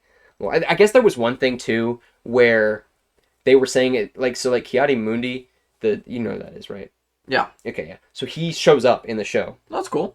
and people were mad because they were like, well, it doesn't make sense because in Phantom Menace they say that the Sith have been extinct for however long, or 1,000 years or whatever, and the Jedi are completely unaware of it. And then in the show, the Sith are definitely there, and it takes place like 100 years before Phantom Menace. So, but the show is careful to get rid of everybody that saw the Sith. Like they all die. So it's like, It's funny. I'm reading about that right now. So people are talking about the red kyber crystal and Kiadi Mundi, yeah. and you know, Kiadi told Qui-Gon the Sith had been extinct for millennia. He also doesn't actually get any information in the show that they were around. They knew that there was and I think this is a thing too. This is another thing people don't understand is and something they probably need to address in a movie at some point or something is the fact that there are lots of Jedi who turned to the dark side and had red lightsabers and were evil that were not Sith in the 1,000 years after the Sith fell. Right, so they're Like, on the dark side, but they're not technically yeah, I'm Sith. like dark Jedi are a thing. Like that is a thing, and that it's not Sith. Like a Jedi who turns to the dark side and has a red lightsaber is not automatically a Sith. So the Jedi's hubris is the problem that people don't address. Where it's like in Acolyte, even though there was a guy with a red lightsaber killing Jedi, they had no evidence that he was a Sith. Yeah. And anyone who did find out the truth died. And Mundi and the council, nobody knew about that. Everybody that found out that Kamir was a Sith and that Osha was like gonna be his apprentice or whatever, they all died. So none of them know none of that information got back to Coruscant.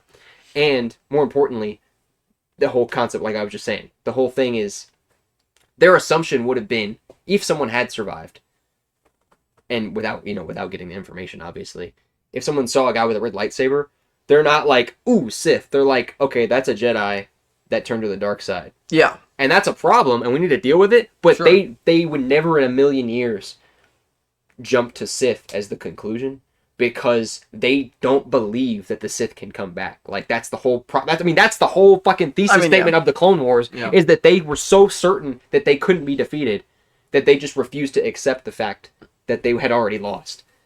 And that was the whole thing. I mean, even in Phantom Menace, when Qui-Gon encounters Maul and then goes and tells them, he's like, I'm pretty sure it was a Sith. This dude was moving different. And then Mace is like, that's ridiculous. There's no way the Sith could be back. Did you see it, bro? And it's like, did you fight him, bitch? It's like, boy was Sith coded, bro. But that's the thing is I don't think people understand that at all. Where the fact that it's like there are Jedi that turned evil that are not Sith, and that happened all the time. Yeah. And so the fact that Mundi specifically or whatever knew that there had been a dark Jedi and didn't say, oh, well, there was this dark Jedi like 100 years ago or whatever, it's not a plot hole. Because they wouldn't have assumed it was the Sith. Yeah. Especially not one of the council members who was one of the ones that was arrogant about it in Phantom Menace anyway. Because I mean, I'm pretty sure in Phantom Menace, when Qui-Gon says that he's pretty sure Maul is a Sith, that Mundi was one of the people, along with like Mace, that was like, there's no way, bro. The Sith have been extinct for a millennia. There's no fucking way that they're back. So people did like the fight choreography. Yeah, it's really good. Looks like Plagueis was maybe getting. He showed up for a second at the end, yeah. Because I think the reveal was that Kamir was Plagueis' apprentice It's before funny, in Sidious. this particular thread, people are saying it's better than Boba Fett and Mandalorian. It's better than Boba Fett for sure. But yeah, right over. Anyway, but yeah, no, it's pretty solid. Interesting. It just didn't. I don't think it took enough. It kind of gets bogged down. I think you know what. I think what really happened is it kind of gets bogged down in not staying with the Sith stuff as much as it should have. Like there's lots of times where it cuts away to show you what the Jedi are doing and like and what's going on like on Coruscant and stuff like that, when it probably should have geared more towards what the Sith were up to. Mm-hmm. It just because there's a lot because the Sith stuff was actually really interesting, but then it kept cutting away to show you like flashbacks or Yeah, like who the fuck was it's the stranger? Yeah, that's dope as fuck. Yeah. Oh, that's him. Okay. Yeah, and that was the reason Plagueis showed up because he was Plagueis' apprentice before Sidious. But he was actually Sith, right? Yeah, he's Sith. Yeah. But they don't know that. Is my point.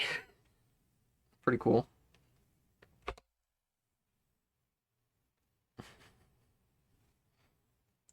But anyway, all right. Next up is Kenobi, the Okay. Obi-Wan show. Yeah. Because that was all right, and there are like some cool Vader moments in there, but like Better than like Han Solo movie. you'd think. Solo's next after Kenobi. Oh, okay. Like literally next. That's why, like, as soon as I heard that, I'm like, okay. Yeah. It's just I think the main thing dragging Kenobi down is really just like the very end where the way that their fight like between Obi-Wan and Vader ends in that show just doesn't make sense because it doesn't make sense for Obi-Wan to not try to kill or like arrest Vader or something. Because he just lets him go. He just leaves. And it's like so you're just allowing Vader to continue existing and murdering people? Like that's dumb. That doesn't make sense. But yeah. like the show's cool and all, I guess. But like I didn't mind like because I know a lot of people didn't like the fact that like young Leia was in the show the whole time and stuff like that. But I mean, she was funny and she's like very because she's like super Anakin coded where she's just being sarcastic to everybody like the whole time or whatever. But yeah, I don't know. It was all right, and the lightsaber fights and stuff in that show were also cool. But the Vader stuff just carries. I think outside of when Vader's on screen, it's pretty average. Fair. And then Solo's after that, which Solo was all right, I guess. I didn't hate Solo, but it just kind of feels unnecessary, I guess, in the long run. Interesting. And then Skeleton Crew, which was actually pretty good. But I think we're actually right here at Skeleton Crew is like we're past all of like the mid stuff. Now we're like this is like good. Now we're like decent to peak. The rest of the list. Good and better. So Skeleton Crew I would say is pretty good. It's just almost similar to like my issues with Andor, where it's just or actually I wouldn't even say Andor, more like my issues with like Resistance, where it's not really about anything relevant. It's like it's a cool and it feels like Star Wars. So it's like it feels like Star Wars and it's like a cool little adventure post Return of the Jedi or whatever. Yeah. But and there is some cool stuff with like Jedi stuff and the Force and whatnot. But it's not really like about anything that's relevant to the greater plot of, the first time of Star Wars. But it's pretty good. Okay. Yeah, people like it. And then Mandalorians after that. Okay. Just because I that show is pretty great, but I also don't really. It's weird because it's the Mandalorian is probably like my least favorite part of the Mandalorian. Like interesting. Just because he's just one random Mandalorian that doesn't really matter. Whereas like everyone else in the show is like a Jedi or like Bo-Katan or fucking Luke and shit like that. And I'm like, everyone else is important and you're just a guy. And, so and he really is just a guy. Yeah, he's just like if you went to Mandalore and you just That one. That's who he is. He's just a guy. He doesn't matter at all. How is he able to fucking? Well, maybe I shouldn't ask those I questions. mean, Mandalorians are built different, so like, Okay, I guess you're right. in general, but still, he doesn't. It's got some plot armor. Maybe. Yeah. Boba Fett shows up in the show. Like, he's just like a real Mandalorian shows up. That's the thing. Especially like in season 3 is when Bo-Katan and the rest of the Mandalorians are like a big part of it, and then he's with them. But it's like, What are we doing here? Bo-Katan's the main character now. Like, what are we talking about? Yeah. I'm like, but yeah, it's just weird. But yeah, no, that show's fine. And then Bad Batch after that, because That Batch is pretty clones good. are great. Yeah. But Bad Batch just has a lot of fucking side quest episodes that are like, what in the world? Why do we care? It's kind of the point of that show, though. I mean, yeah, but the problem is that it would have like really, really great like Order 66 Fallout stuff, or like the clones becoming uncertain of being on the Empire side or whatever, like characters that you saw in the Clone Wars that were like doing genuinely heroic shit, and now they're evil, but then they're kind of like, why are we doing this? And arcs like that where the clones start to rebel or like realize that the Empire is evil and stuff like that, and then they would switch to the Bad Batch crew like treasure hunting, and it was like, this is so dumb right now, like, why are we doing this? So yeah, and then that, and then Rogue One. Okay. Because Rogue One's peak. Yeah, I'm a fan of Rogue One. I think pretty much everything else on here I would say is peak. Okay, we're in the peak territory. We're in peak territory, starting with Rogue One. I mean, the Vader hallway scene is so good. Yeah, and the way that everyone just dies at the end, too. Great scene. And I will say this for Andor. Andor does a really good job of, like, actually leading to this movie. Like, pretty seamlessly. And I would say, if you do watch Andor right before watching Rogue One, I feel like it would make Rogue One a lot better. Just because... Yeah. I mean, it does lead into it. Andor, Rogue One, and then, what, A New Hope? A New Hope, yeah. And then it would be... Which, coincidentally, is next on my list, which is going to be low for a lot of people. Yeah. But I can't... A lot of people would probably put it in their top what, 4 or 3? Damn, dude. It's on your left. That thing like 5 miles. Like bounced. Yeah, most people I think would probably put it in top 5 minimum or whatever, but 5, 6. I can't. Like A New Hope is great. Don't get me wrong. But like, it's... I don't know. It's just it's like, a little slow. It's slow. Yeah. I mean, slow. like, we can say it. We can say it's slow. It's slow. It's got objectively... The first, like, 45 minutes is, like, ultra slow, yeah, by the way. It's slow. It's got, like, objectively the worst lightsaber duel choreography ever. Yeah. Like, yeah. I don't dislike the Obi-Wan and Vader fight in that movie, but, like, especially... But the thing is, the reason I don't like it is because... like comic books and shit have retroactively explained the slowness of that fight away to make it make it better. So like there's I can't remember I think it's in an Obi-Wan comic book that kind of retells certain scenes from the Imperial like towards the beginning of A New Hope and then like during A New Hope from like his perspective basically. I'm pretty sure it might be something else, but there's something that definitely addresses Obi-Wan's point of view on the whole situation. And in the story, whatever I'm thinking of, it basically explains that when Obi-Wan and Vader are fighting in that movie, Obi-Wan and Vader are so insanely good at lightsaber fighting at this point, and they're both so stupidly powerful in the Force that the reason they're fighting like slowly and just like barely like reaching out and tapping like strategic. It's because they're that good. Yeah, that, yeah. Like if the twirling and the basically the way it's explained is that the prequel version of fighting where they're like dancing around is wasting a lot of energy and it's easy to predict, as opposed. So, like, if Obi-Wan were to try fighting like that... Don't try it! Then Vader would just easily be able to cut him in half in 1 second. Because it's like... That's the explanation. Yeah. It's like the reason they're fighting... The reason they're fighting like old men, it's not because... You know, obviously in real life, it's because they couldn't make the lightsaber fight look cooler than that back then. Yeah. But, like... the lore reason now is that they were just so good that they were like, I only need to do these little movements and wait for their opening and then take it. Yeah. Which is I was okay and they address that in Rebels as well. There's like where they show it, right? So like when Maul shows up in Rebels to try to kill Obi-Wan. And Maul, you know, gets his lightsaber out and, you know, turns both blades on. He's like spinning it around or whatever. And then he runs in and does like this like skip and a jump thing or whatever, and you know, he's fighting like prequel fighting. Yeah.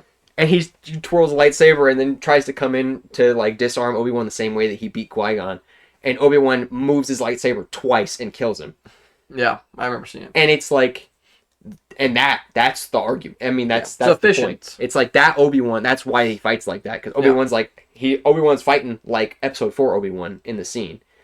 He does the same stance, and he's just like, he just goes boom, boom, and then he kills him. It's like 3 moves, and it's like that's the lore explanation for it.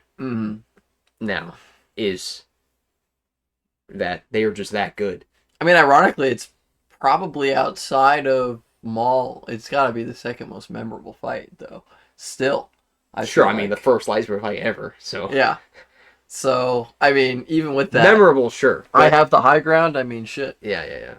That one's it's got some stank on it though. But yeah, A New Hope's good though. It's not. There's not enough cool shit going on in A New Hope for me to put it. Yeah, it is slower. It's more building, foundational. And then Ahsoka, I have after that. Ahsoka's great. I like Fire. Yeah. Ahsoka's and Anakin great. came back in that show. It was that's right. That's right. And then Attack of the Clones. Because the clones are awesome. Yeah, makes sense. No, I like Attack of the Clones. I know lots of people probably have that as like one of the worst. Yeah, I remember seeing it. Attack of the Clones. No, it's fun. It's a fun show. And then I have like all 3 of like the Tales shows. I don't know if you've watched any of those, but like Tales of the Underworld, and then Tales of the Empire, and then Tales of the Jedi. Yeah, I have not, but in that order. I saw Tales of the Jedi. Tales of the Underworld was the Cad Bane origin stuff, and then it was Ventress post Order 66. And then Tales of the Empire was, oh my god, it was, I can't remember her name. The Night Sister that's a villain in Ahsoka, it was her origin. And then Barriss as an Inquisitor. That was the name. Morgan? Yeah, Morgan. Yeah. And then Tales of the Jedi was the Dooku origin, and then Ahsoka's being fucking awesome. Yeah. And absolutely dogging that Inquisitor. Yeah. Pretty dope. So those are all solid, but you know, very short, and you know, short stories anyway, so. Yeah. And then Phantom Menace, because Duel of the Fates exists. Sure. Makes sense, yeah. And then this next one is tentative, because obviously, so Maul is next. The new show. Okay, yeah. But obviously in progress. But it hasn't finished yet, so you know they could. They're not gonna fumble the bag based on how it's going. But you know, based on the first 4 episodes, I'm like, there's no fucking way they screwed this up. Right now, it's what top 5 or 1, 2, 3. Yeah, top. Okay, so right now it's within the top 5. Literally 5 right now. It could go higher. Could go higher. On what could happens, go lower. We'll see. But yeah, and then Empire Strikes Back. Yeah. Okay. And then Revenge of the Sith. And then Return of the Jedi. Yep. And then the Clone Wars. Yeah. Okay. No surprises in the last 4 there. So, okay. Yeah, I mean, that's outside of a couple picks, I think pretty close to probably what more your diehard Star Wars fans are going to believe. Yeah, not too bad. Now, I'm going to be difficult. I'm going to skip probably a good chunk of these, but my bottom will probably be... You order them? Yeah, the other way. They're in order. Okay, I see. So, okay. Yeah, I would put Rise. I don't know. I think I kind of want to... Rise and TLJ are going to be at the bottom for... I'm just deciding where to put them. Because I don't know. I feel like I might put Rise lower. I mean, that's understandable. Lots of people do that. I think I will, just because that, just like from watching it perspective, like you're just kind of hoping it would fix things Sure. too, and And I think then that's what a lot of people were hoping, because Yeah. like the Force Awakens wasn't like amazing, but like there were some good foundations there, and you can work off of that. Right. The Last Jedi destroyed a lot of that, and with Rise, you're thinking, okay, this is their last chance. They've gotten feedback to some extent over the last couple of years. Like, will they implement it? No. So I would do Rise TLJ. Uh, and then let's see. So we're skipping a lot of this. We're skipping. Yeah, haven't seen Boba. Haven't seen Young Jedi. What's TFA? Force Awakens. Oh yeah, The Force Awakens. So that. So yeah, I would probably put.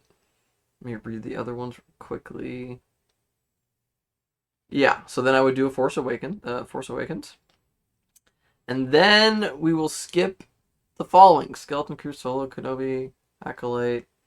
Yeah, all of those, the Boba shit. Okay, so we'll resume on. I'll put Rebels here. You know, I watch Rebels, but not all of it. You know, I probably watched like half, Sure. maybe like. It was good, but I really just couldn't get into it. So that's why it's on the lower end for me. Animation style, maybe I didn't like either. You know, it's not good. It's a little. It was yeah. It was annoying. But anyways, moving on. Um. You think? Because now we're getting to the good shows basically. Because it's not anything bad. I haven't seen any of the Tales stuff. I don't think I've seen either. And I haven't watched them all, but you know, I probably put it where you would, assuming it's as good as it sounds. So then let's start with Rogue One: New Hope. So basically now it's just like the mainline series with some of the outside movies that I have seen. So I have seen Solo. I have seen Solo. I forgot. So I'd put Solo. Fair enough. Yeah, I put Solo in next. Then yeah, then I put Solo next, and then I would put. Cause I might put Rogue One higher than A New Hope. Yeah, I think I'll do A New Hope. Then I'll do Rogue One. But they're about as close as yours were. Just different order. Then actually no, yeah, okay, I have to. So then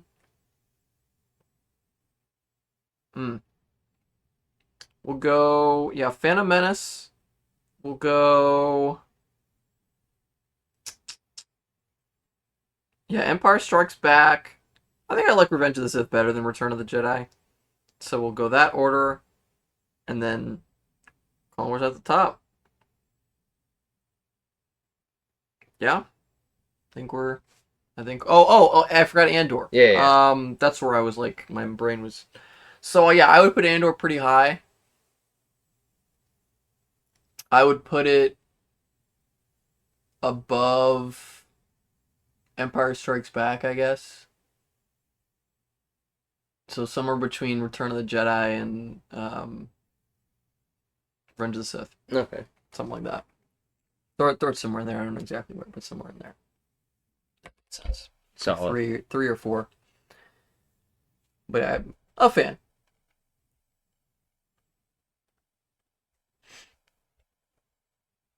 Solid. All right, not bad. Not All right. bad. What was next? Let's see. We had. Is that maybe it for this episode, or Yeah, probably. Yeah. We're just knock out the other talking stuff? for like super long time. Yeah, that was good. All right. Yeah. So yeah. Normally we won't have that much like ranking stuff going on in one episode, but yeah. So we'll cover some other stuff in episode 4. So we'll see you guys in the next one.